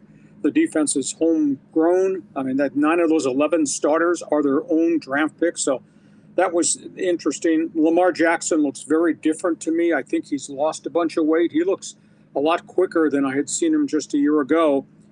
Sleek and slick, I think, is the way I would describe him. I think the one thing that Baltimore has got to solve, and they got offensive line issues outside of one. I think the other item is the ratio of heavy-duty run with Derrick Henry versus what Lamar Jackson does with the football. Because Henry wound up being out of the game a lot more than he wound up being into the game. And I'm kind of surprised, they made this deal because they needed a heavy-duty back to replace Gus Edwards, who jumped as a free agent. But if you're going to pay that kind of money, don't you need to utilize him a little bit more? Or maybe they didn't run the ball very well because I think the offensive front is just in a developmental stage. But that was just an electric game. And I didn't realize this till late last night. Lamar Jackson is only 1-5 against your quarterback, Patrick Mahomes. So he's still got work to be done. And this one's going to stick in their craw for a while because they had all those penalties. And obviously the refs blew a few calls along the course of the game. And then what happened right at the end of the game. What a way to start the NFL season. Man, that was dazzling. It was awesome. It was a complete thriller. 2 of the best teams. I thought Lamar was brilliant. I mean, their line is not what it was, at least at this point. And I think if it's any other quarterback, Chris Jones eats 4 or 5 sacks last night. And not only was Lamar able to get out of it, I mean, he's just such a unicorn that, he turns those sacks into 7, 8, 15-yard runs with regularity and was a huge part of keeping them in the game. Obviously, the Chiefs weren't perfect. They made a couple of mistakes as well to sort of allow Baltimore to hang around. And then we got that final win. But you mentioned the calls. And if you watch the first drive, Baltimore got flagged, I think it was 4 times for illegal formation. And it was linemen being too far back off of the line. It gave me vibes of in the NHL where sometimes they say, listen, we're going to call this year. And then the first 10 games, they literally are sending people to the box every 2 minutes to try to establish a standard. Was that sort of what you felt? I mean, they're just really reinforcing certain things that weren't called for most of the time last year and trying to make that more standard right now, right out of the gate? Yeah, bingo. I think you hit it on the head, but we need consistency with the calls. What they were saying last night on television was that The right tackle has to line up on the belt buckle of the right guard, who has to line up on the belt buckle of the center. Well, as you go out along the line of scrimmage, that means the right tackle is further back than the guard, who's further back from the center. If you're going to have a line of scrimmage, it's got to be helmet to helmet to helmet. That was an issue. The other factor is a little consistency, please, because Baltimore, they got flagged 5 times for illegal procedures, if you will, wrong lineups. Kansas City didn't get any. And their right tackle, I swear to you, Juwan Taylor, was lining up offside a lot, like he did opening night last year, where they finally flagged him after the announcers brought it up. And also on a big play at the end of the game, he flinched and dropped back into coverage before the ball was even snapped, and there was no flag. Please tell me where the line judge was positioned. That was an optical illusion. I saw Mitch Schwartz did a great job breaking that down. It was actually perfect timing, and he timed it so well. It almost looked like he was ahead, but the other guys, in fact, were just a little slow. Taylor did take a couple penalties. He was the most penalized lineman in the National Football League last year, so he hasn't been getting... Now, before we go to the next game, I just want you to be honest. Full disclosure. You did watch closely what Travis Kelce's babe was wearing. You were watching that. 10 out of 10. 10 out of 10. The Queen of the Kingdom came ready to go for opening night. The red boots. That's a first-round draft pick, isn't it? Listen. First overall. Hey, listen, it's great. She brings a lot to the game, and it's, it's amazing. We were talking about this yesterday. The most searched NFL athletes outside of North America. Travis Kelce's number 1. Patrick Mahomes is number 3. Number 2 is Jason Kelce. So it tells you all you need to know about the effect of her. And listen, it's cool. I mean, the numbers are up. There's a lot more. I mean, I think young girls kind of following the Chiefs in particular, but getting into football. So I am here for it. I mean, we might not have the big celebs tonight. Oh, there's the look. And yeah, Travis, his stylists are working overtime as well. He's got to keep up. Packers, Eagles tonight in Brazil. First time they've done this before. We're hearing lots about, let's just say, a strange preparation and practice week and a strange scenario for these clubs. But these are two teams with very high hopes, Lee. What are you looking for tonight when the Pack and the Eagles get going south of the equator? It's kind of like an armed camp. I mean, I saw the Packers getting off the plane. It was like armed security for the president of the United States. So I think they're really concerned about incidents there. I hope nothing happens. I hope the NFL does not have to revisit this and think, we might have made a mistake by expanding where there's an awful lot of volatility in South America. That being said, this is going to be a hell of a game. You got Philadelphia's situation where the quarterback and the coach say they're on the same page. We'll see how the Jalen Hurts, Nick Sirianni relationship works this year, because it fell apart last year. And, of course, defensively, the Eagles fell apart. But they lose 6 of their last 7, and Sirianni dumped a whole bunch of assistant coaches on the street. You know, they went into the marketplace and added, 3rd year in a row, they added some really quality defensive players, especially in the secondary. I think a lot of those guys were going to play. But the biggest acquisition, aside from the peace treaty between the quarterback and the head coach, and the quarterbacks should take more responsibility, play calls at the line of scrimmage, the big acquisition was Saquon Barkley. They went across the state line and stole them from the other team in the division that they hate, the New York Giants. So I'm going to be fascinated to see what the ratio is, Barkley heavy-duty run versus Jalen Hurts creating and throwing to A.J. Brown and Devontae Smith and all that wide receiver group. Green Bay's got Jordan Love, had a mystical first season. They went out and got Josh Jacobs, heavy-duty running back from the Raiders, great acquisition. They got to keep their wide receivers healthy. They've kind of rebuilt their defense through free agency and with a new coordinator. So I think this is going to be a huge challenge for Green Bay's new look defensively, how they hold up to everything that Jalen and Saquon are going to do for Philadelphia. It's going to be a pretty important game in terms of show me how you've changed from a year ago. Lee Hacksaw Hamilton's with us here on the NFL Notebook. Keep an eye on the chat. We'll open up marble registration in just a minute. Make sure you're subscribed to the channel so you're eligible to win the WST hoodie. Hacksaw, what are the other games that you're most excited to see in this Week 1 slate? Big one on Sunday, and then, of course, a great Monday nighter finishing it off with the Jets and Niners.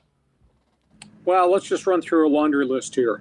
The last thing in the memory of Charger players was they were trailing 63-7 to the Raiders in the fourth quarter on that Thursday night game that got the coach and general manager fired.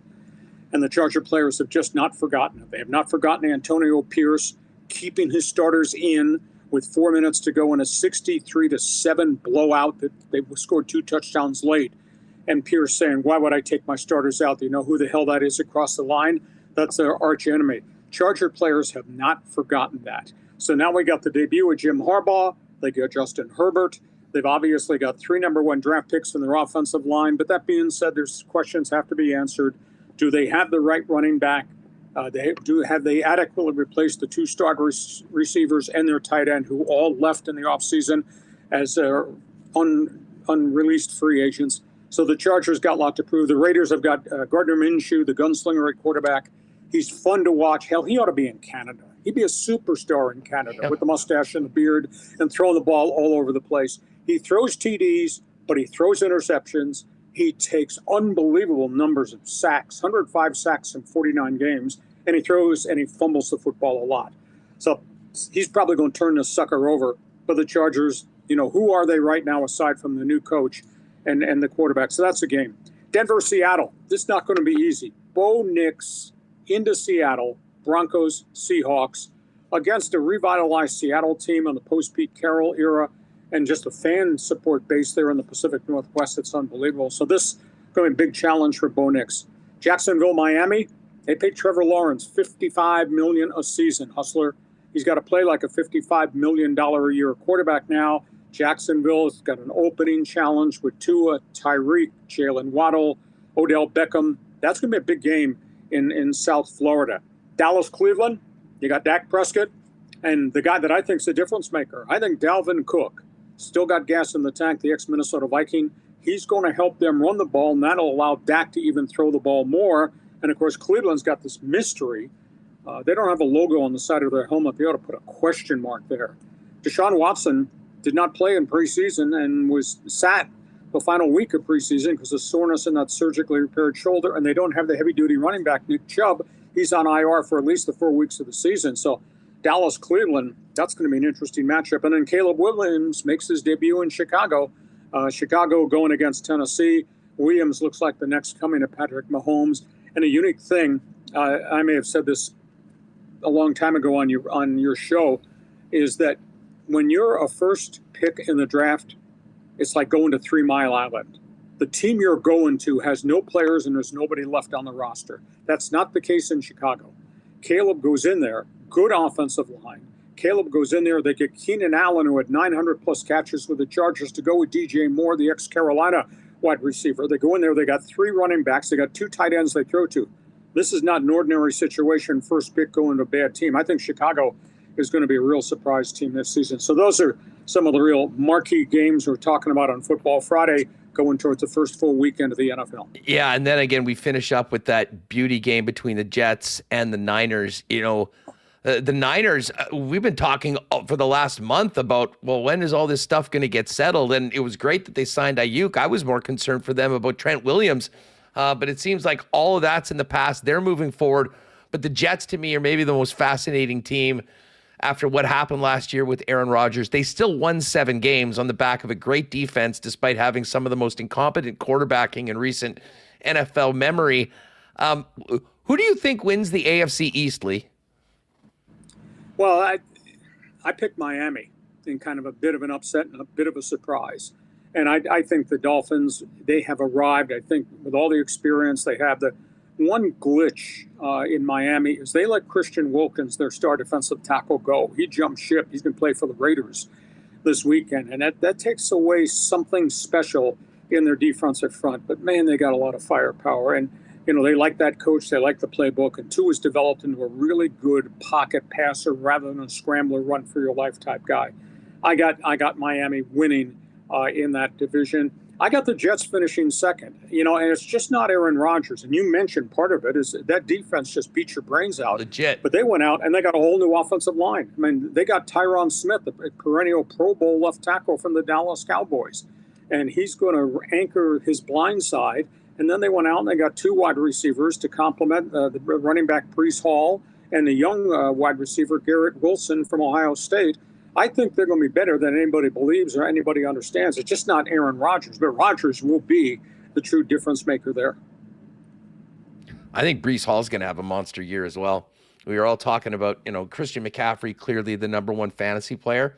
I wouldn't be surprised if Hall ends up. I mean, you think about the way that the Nathaniel Hackett's offense worked in the past with how much they ran the ball, setting up play action for Aaron Rodgers.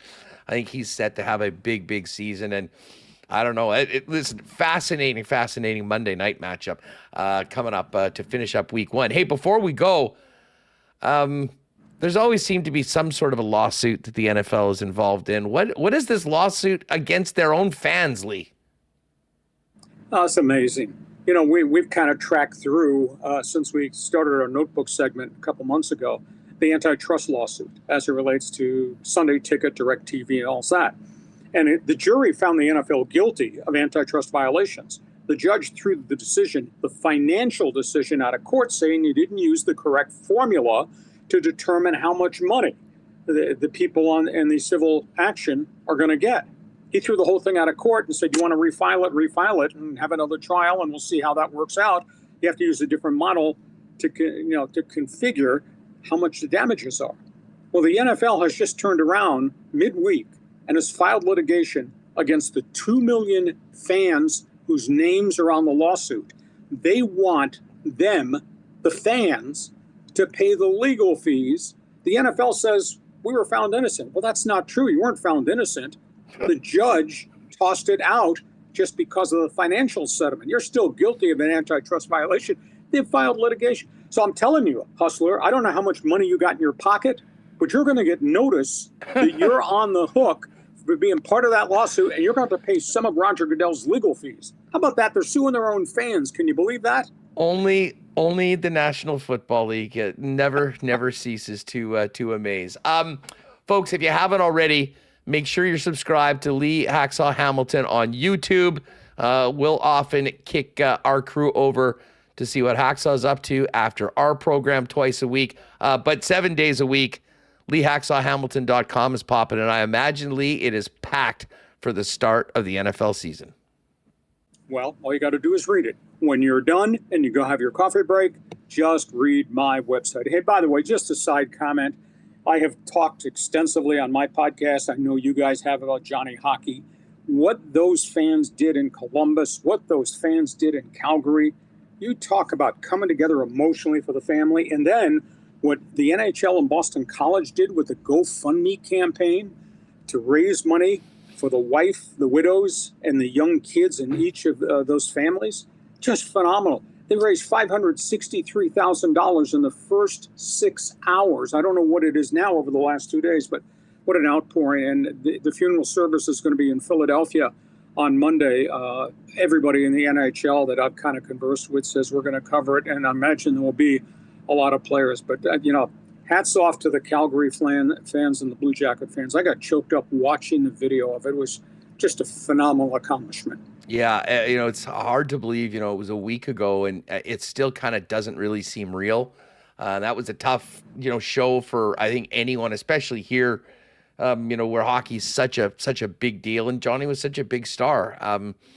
It's just senseless, and, the guy that hopefully will be spending plenty of time in jail for taking these two lives far too soon will pay the price. But it was a stark and brutal reminder of the dangers of drinking and driving. And, hopefully if any positive comes out of this is maybe some better decisions that'll help save others in the past. But you're right. Columbus, Calgary fans, very well done. Beautiful vigil and tribute earlier this week for Johnny Gaudreau. Hacksaw, have a great weekend. We've waited a long time. It's back.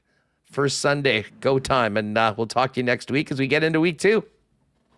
Yeah, and I hope it's not 112 degrees next Friday when I talk to you either. Hustler, have a great sports weekend. Chat with you again, pal. Grab a cold one, Lee. There it is, the legend himself, Lee Hacksaw Hamilton. Give him a follow on X, of course. And again, subscribe to the YouTube channel and make sure to bookmark LeeHacksawHamilton.com for the great content that Saw rolls out each and every day. All right, a couple things to do. We're going to get to the Coolbet lines. Oh, my God, it was so much fun in the lock shop today. making our first week 1 best bets. We will hit that in a moment. Do want to give a shout out to our friends at Breezy Bend for their great support. Of course, our golf programming all year long here on Winnipeg Sports Talk, brought to you by Breezy Bend. Quiet for a few days in the golf world, but all roads lead to Montreal for the President's Cup at the end of September. I'm going to be there. I cannot wait. Teams were released earlier this week. 3 Canadians on the international squad, captained by Mike Weir, Taylor Pendrith, Corey Connors, and Mackenzie Hughes. We'll be all over that. If you are thinking about an amazing long-term home for you and your family at one of Winnipeg's top private courses, check out Breezy Bend. Give our pal Corey Johnson a call over at the clubhouse, or find out more online at breezybend.ca. And of course, Assiniboia Downs is back at it next week, Monday, Tuesday, and Wednesday. Normally they'd be wrapping up, but we're actually going all the way till September 24th this year with some extra live racing dates. So plan to get out to the track. Free admission, free parking. Monday, Tuesday, and Wednesday, 7:30. You can also make an arrangement or make a reservation in the clubhouse dining room by going online at assiniboiadowns.com, or give them a call at 885-3330. Why not question of the day? We go back to the Banjo Bowl, and we need predictions for the Banjo Bowl. Bombers or Riders. And let's get some scores in. They will be, you'll be able to go back and see, I nailed that. So the why not question of the day today for Not Autocorp at Waverly and McGillivray is, who wins the Banjo Bowl and what is your predicted score? Let us know in the chat. And while you're putting that in, if you haven't already, make sure to put in exclamation mark marbles. We will wrap up registration in just a minute. So last call for that before we get into it. But let's transition over to the Coolbet lines while we get ready for marble time. CFL, Montreal is now 3.5-point favorites. Ooh, that's a big move from the 2.5 that we had yesterday. Ottawa is 1.5-point favorites against the Toronto Argonauts. The Bombers are 3-point favorites over the Saskatchewan Roughriders. And the Elks, I was expecting this line movement to happen. The Elks are now 3.5-point favorites against Calgary. Now, we did do a lock shot partner parlay coming off my 4-0 week against the spread last week. Let's try and do it again. But we've got some better numbers on this parlay just because of the line movement. Montreal minus 2.5, Toronto plus 1.5, Winnipeg and Edmonton minus 2.5. That's in the exclusive section under the lock shot partner parlay, plus 11.25. Now, as far as the exclusives go, we are going to be putting up a bunch of exclusives. We've got a partner parlay, which is going to be Seattle minus 5.5, Cincy minus 7.5, and Tennessee plus 4.5. And for those of you wondering what my best bets were today, check out the lock shop anyways. It was a lot of fun. But my first 4, we're going Seattle minus 6, Pittsburgh plus 3.5. I know a lot of people are completely out on Pittsburgh. I think their defense holds them in that game against Atlanta, and who knows what to expect from the Falcons, as much as they've had a lot of hype over the course of the offseason. Pittsburgh plus 3.5, Houston minus 2.5 against the Colts. We'll take the 3 in the hook, plus 3.5 for the Jags going up against the Miami Dolphins. Again, all of our picks and a lot of fun banter available over there. Now, if you do go to Coolbet, you'll see the combo cards right at the start. Dusty's got a 3-gamer of some dogs. Looks like Brett Lothar's got one. Kicking points. We'll get into that later on. There's a divisional dog. And then a Connor McDavid, Austin Matthew prop as well. But expect a little later on our lock shot partner parlay to be up there in the exclusives. We've also got a teaser to go. But as far as tonight goes, the Eagles are 2.5-point favorites against the Packers in Brazil. Plus 118 from the money line for the Packers, minus 128 for the Eagles. I'll be honest, I'm super high on the Eagles. The Packers. I'm fading the Eagles. I'm not even going to worry about the spread tonight. We're going with the money line, plus 118 for the Packers to win. We'll also hit our favorite primetime bet, the over 3.5 field goals. We hit that last night. And shout out to everyone that rode with me on my Raise the Banner parlay last night, because we hit it, and we hit it really early. Over receiving yards for Pacheco, got it on his first touch. Touchdown for Xavier Worthy. He got the touchdown on his first touch. Then we did have to sweat out the final of the game because we had the Chiefs minus 2.5. That almost blew up in our face, but it didn't. So a great start with a plus 575 winner on the first night of the NFL. If you haven't played a Coolbet before, use the promo code WST when you're making your first deposit. They'll hook you up with a 100% bonus up to $200 if it's your first time. And if you are already a Coolbet customer, this weekend only, a little special NFL reload bonus for you. So you go to promotions, click the deposit. The promo code is NFLRL24. And if you, any deposit up to $50 will be matched 100%. So if you put in 50, you'll get an extra 50. Maybe you can throw 25 on the Bombers to win the Grey Cup, 25 on your favorite team to win the Super Bowl, and then you can bet the 50 that you normally would have. All there at coolbet.com. Again, promo code WST, and then NFL RL24 for that reload bonus. And keep an eye on our socials throughout the week. We'll fire out more of our concoctions for betting the board in week 1 of the National Football League. You have any hot picks, Remis, for the week 1 of NFL? I haven't dove into it. I am interested to see how's Kirk Cousins going to do with his new team, the Atlanta Falcons. I did take him in the Media League. I had him last year, and he was great until he got hurt. I also took Kyle Pitts. People are wanting the breakout from him. He showed up on the injury report and then did not show up yesterday. We'll see how that goes. I might be regretting that pick. One other Cincinnati team to watch has Jamar Chase. What is he going to be holding out? And now T. Higgins sounds like he's not going to play. And they were, huge favorites, popular survivor pick. Still -8 favorites against the Patriots. And we're trying to think what else. But how about Houston for this year? How's CJ Stroud going to follow up last year? They signed Diggs. Is he going to fit in with this talented group of receivers? And Nico Collins and Tank Dell. Interesting. And maybe the most popular fantasy team name of the year has Hawk Tua Tagliavoa. How are they going to do against the Jaguars? And I think Trevor Lawrence, I think he had an interesting year. I think he was better than the numbers would show.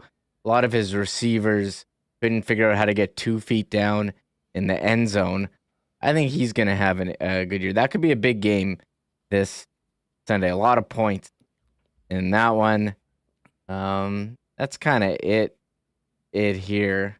That Pittsburgh-Atlanta game is going to be fascinating. I mean, yeah, Russ, Fields, everyone's expecting the Steelers to finally have that losing season under Mike Tomlin. He just seems to find a way. Tomlin as a dog against a totally untested team with a brand new quarterback.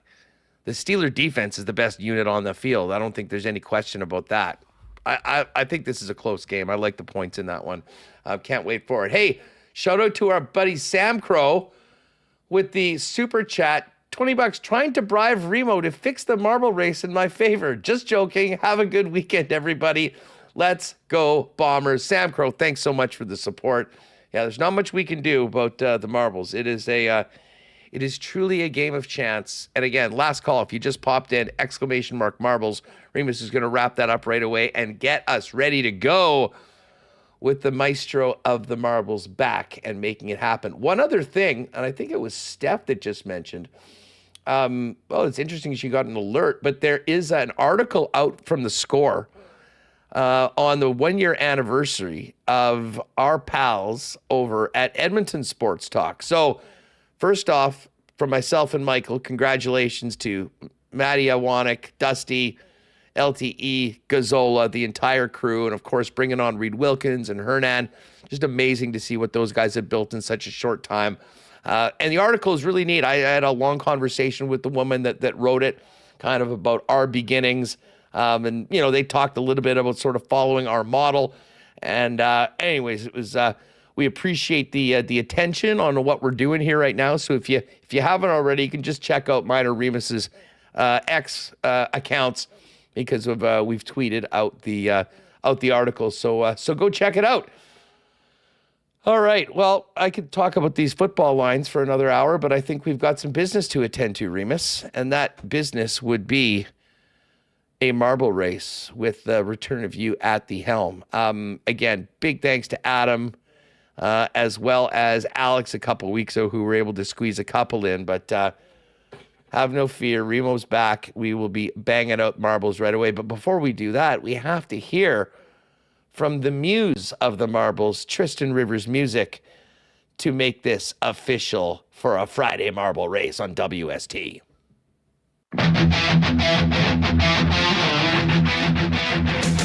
It's Friday, another week of work's gone by. You deserve to treat yourself, maybe an ice cream cake or a bottle of rye. From the whole day until that you can't deny. Why use effort even for pleasure? You find luck to try. It's time to do a marble race. No to separate and best to worst. Marble race. It's just like marbles with the punctuation first. Marble race. Don't spare you will suffer Rolex fate. Marble race. Get to your mark before it's too late. Yeah, set go. All right, Friday Marbles is back. And in some ways, this sort of feels like the start of a new year. You know, NFL's starting right now. Hockey's just around the corner. In a lot of ways, in the sports content game, we are sort of... So in some ways, this is almost the start of a new season. That being said, huge shout out to our pal Scott Shipham and our friends at Shipham Associates. The order is in for the new hoodies. We will be getting them in probably a couple weeks. So shout out and thank you for the patience to anyone that's won in the last little bit that we haven't had your size. We will get those soon. And of course, make sure you're subscribed to the channel, and you are eligible then, if you win the marble race, to win the Marbles Champion hoodie, courtesy of Shipman Associates here on WST. All right, Remo, do you remember how to do this? Yeah. I remember. I got all the names in. We got 228 names. Nicely done. Can you please add Hustler in all caps? Oh, yeah. People are saying to add in Charles Roberts going to the Bombers Ring of Honor at the Banjo Bowl. Great call. You know what? I meant to actually get into that with Eddie, but we were so fired up about this game.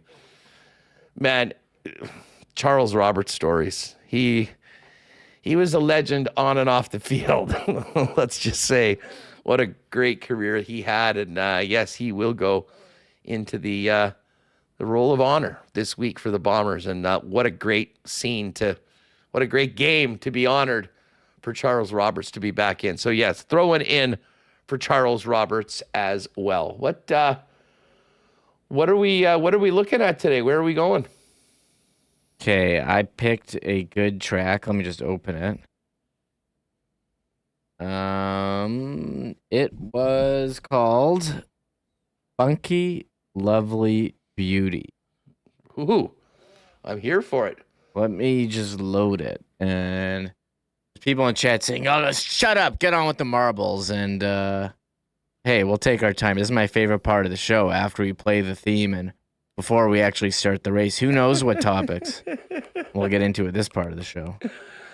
No kidding. Well, I'm looking forward to it. I mean, we struggled to try to pull it off. We did it. The last week's race, and by the way, I know Amanda's here right now. She won in one of the more bizarre wins in marbles history, and was pretty cocky last night. Just gonna say. And if now after winning in March and then the miracle win last week, it could be, well, we'll see what happens, but we may need to do an investigation if she's able to win again. But it was impressive. It was fortunate. It was lucky. We all thought she was getting top roped, but no, ended up getting thrown about 3/4 of the way down the track. It happens every now and then. But anyways, let's pull this up. I'm interested to see this new track. If there was ever anyone who questioned if the marble race is fixed, which it absolutely is not, go to earlier this week when we did the marble race for the Winnipeg Media Fantasy Football League, and you were picking 11th, and I was picking 12th. Although I actually like I didn't mind other than the weight, grabbing two people. It was fine.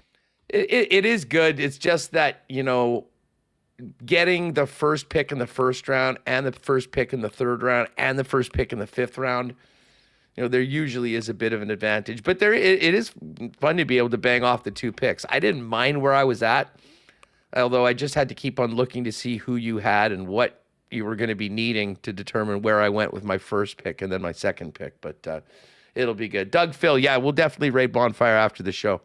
But we got to do this marble race first. So let's get it going for a little Banjo Bowl, a Banjo Bowl edition of the WST marble race. Again, hit that subscribe button. For crying out loud, please hit the like button already if you haven't. Thumbs up for the marbles on a Friday on WST. And again, a big thanks to Ship and Associates for the hoodies, for prizing for the WST marble race. All right, Remo, we've got 230 marbles in. It's the Funky Lovely Beauty, a brand new track. Let's check it out. Good luck to all of you. Let's drop the marbles and get Banjo Bowl weekend officially underway. Interesting cylinder start today for the Funky Lovely Beauty. Very tough to see who's in first when it comes to this sort of start. A massive crew today, 230 marbles. Great to see some of you back. Hope you had a great summer. Now it's time to get down to business. All right, here we go. Very interesting track. Who is going to be getting down first? What do we got here? Dave the Fantasy. Waiters is there. D. Chalice. Matt Hyman. Presley Tarnowski. All in the mix. Oh, somebody just got top roped. Michael Pruden. Oh, okay. We've got some more victims. Waiters is stopped. Chalice is taken first place right now. No, Coachy 51 is in the mix. Waiters is back. Coachy's still in first place. Now we're getting down into another funnel here. And into some sort of a, what do we call this? It's not quite a conveyor belt.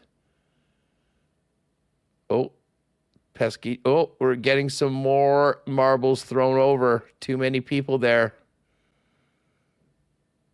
Okay, we have a new leader. Looks like it's Val. Val is in first place right now. Val Lukanchik, I believe, if I'm reading that correctly. Val is in first. We've got Coachy and everyone else chasing Val right now. Val has a very nice lead. Looks like we'll be going back into another one of these cylinders like we recently just started. Oh, I think you got to go into that hole and fall down into it. All right, David Asplund and Val. Who else is in there? Contrelli Grace. Okay, we're getting down to the nitty intelligence, I believe. David Asplund, who's going to be able to get the first one out of the orb, the cylinder, if you will. Looks like Val. Val probably would be a deserving winner. Val had been in first for a while. Is it going to be Val? No. Turning around, still in first place. But we've got marbles on the other side too. Who will be first place? Can Val close the deal? Yes. Val Lulashik. Congratulations, Val. That is a first-time winner on WST.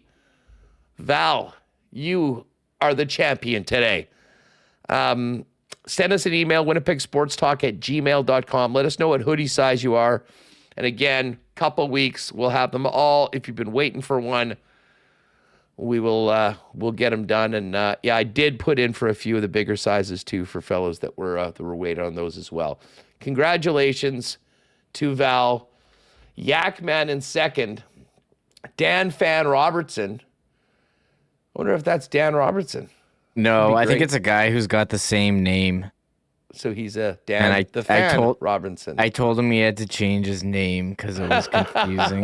There was another Ken Weeb in there once too. Dave the Fantasy in fourth. David Asplin in fifth. Malf sixth. Robert Swanson seventh. Bozeman. Oh, Shorn top 10. Nicely done. I guess I'm not winning our head-to-head bet this week, that's for sure. And then Stem insists. There's our top 10. Remo, if you want to just do the rundown, we'll see who else popped in. Ooh, nice run for Mary Jane, 13th. Isha Boy Bruce, 11th. Some of our regulars with some strong performances today. I see Farmer Brains there, Gintelligence, GP, Candace Jane, and Gregory Liverpool. Jeff Johnson, all in the top 25. That's nice. Keep her rolling, buddy. As we continue down, see Kent, Jet Oil Tom. There's Mike Wynn. I'm sure Mike's going to be at the ball game tonight. Charlie Dufault. We got D-Mart there. There's Stormy. Bravo Bry. Well done. Hustler, what did I finish? All right. Top 60. I'll take that, even though Shorn was top 10 today. There's Winnipeg Walter. Scott Westman. What's up, Scott? And just rolling through. Todd Fertani. Not too bad, Todd. Top 100. Pretty good. There's the Gitch. Sean Lishka. Who else is popping in? Pat Rathwell. Pat, probably just recovering from Regina last weekend. But did a hell of a job organizing that. Joey Panks. There's Cowboy. Cowboy's fine with not winning the marble race today because he rode with me on the Raise the Banner parlay last night, and we got paid, which was a very, very beautiful thing. There's Yin Vivian, Jano, Transcona Legion, Al Broderick. What's up, Al? All the way to Georgie Porgy, 182, and then everybody else on the list, including T. Will, got top roped and did not make it to the finish line, or the finishing bucket, as it were. Great stuff today, gang. That was a fun track, Remis. We should remember that one. That was a good one. Funky Lovely Beauty. What a great name. I test several before coming. I know what makes a good track. Wasn't the longest one. People like long, but I thought it had a lot of appropriate obstacles, which made the winner. It wasn't going to be the same person leading the whole way, basically. No, but you know what? Val did a great job. Val had the lead, lost it, and then regained it at the end. So a very deserving winner. Val, congratulations. And thanks to everyone for jumping on and hanging out with us for the marble race. And of course, a short week, but a busy week here on Winnipeg Sports Talk. Next week, though, Bombers are on the bye. The Jets are back. Rookie camp begins. The prospect tournament begins. We're going to have a lot to get to on the upcoming season. I think Kyle Ballharry is going to pop by. We'll kind of get into more about the promotion schedule for the club. And of course, we're going to get ready to be at FanFest. We will be there again. And actually, we may do the show live there on Friday, getting ready for it as well. So we can't wait to get things going. But I'll tell you what, I can wait until Monday because we got a big football game tomorrow. We got playoff baseball tonight, hopefully tomorrow as well. And then the first NFL Sunday, and then right back at it on Monday. Thanks again to all the sponsors that make Winnipeg Sports Talk happen each and every day. And big thanks to Hacksaw, Mike McIntyre, Ed Tait, and Coach Paul LaPolice for jumping on the program today. We will look forward to seeing you on Monday, 1 p.m. live here on YouTube. In the meantime, go Blue. Have a great weekend, everybody, and we'll see you Monday on WST. Oh, my God!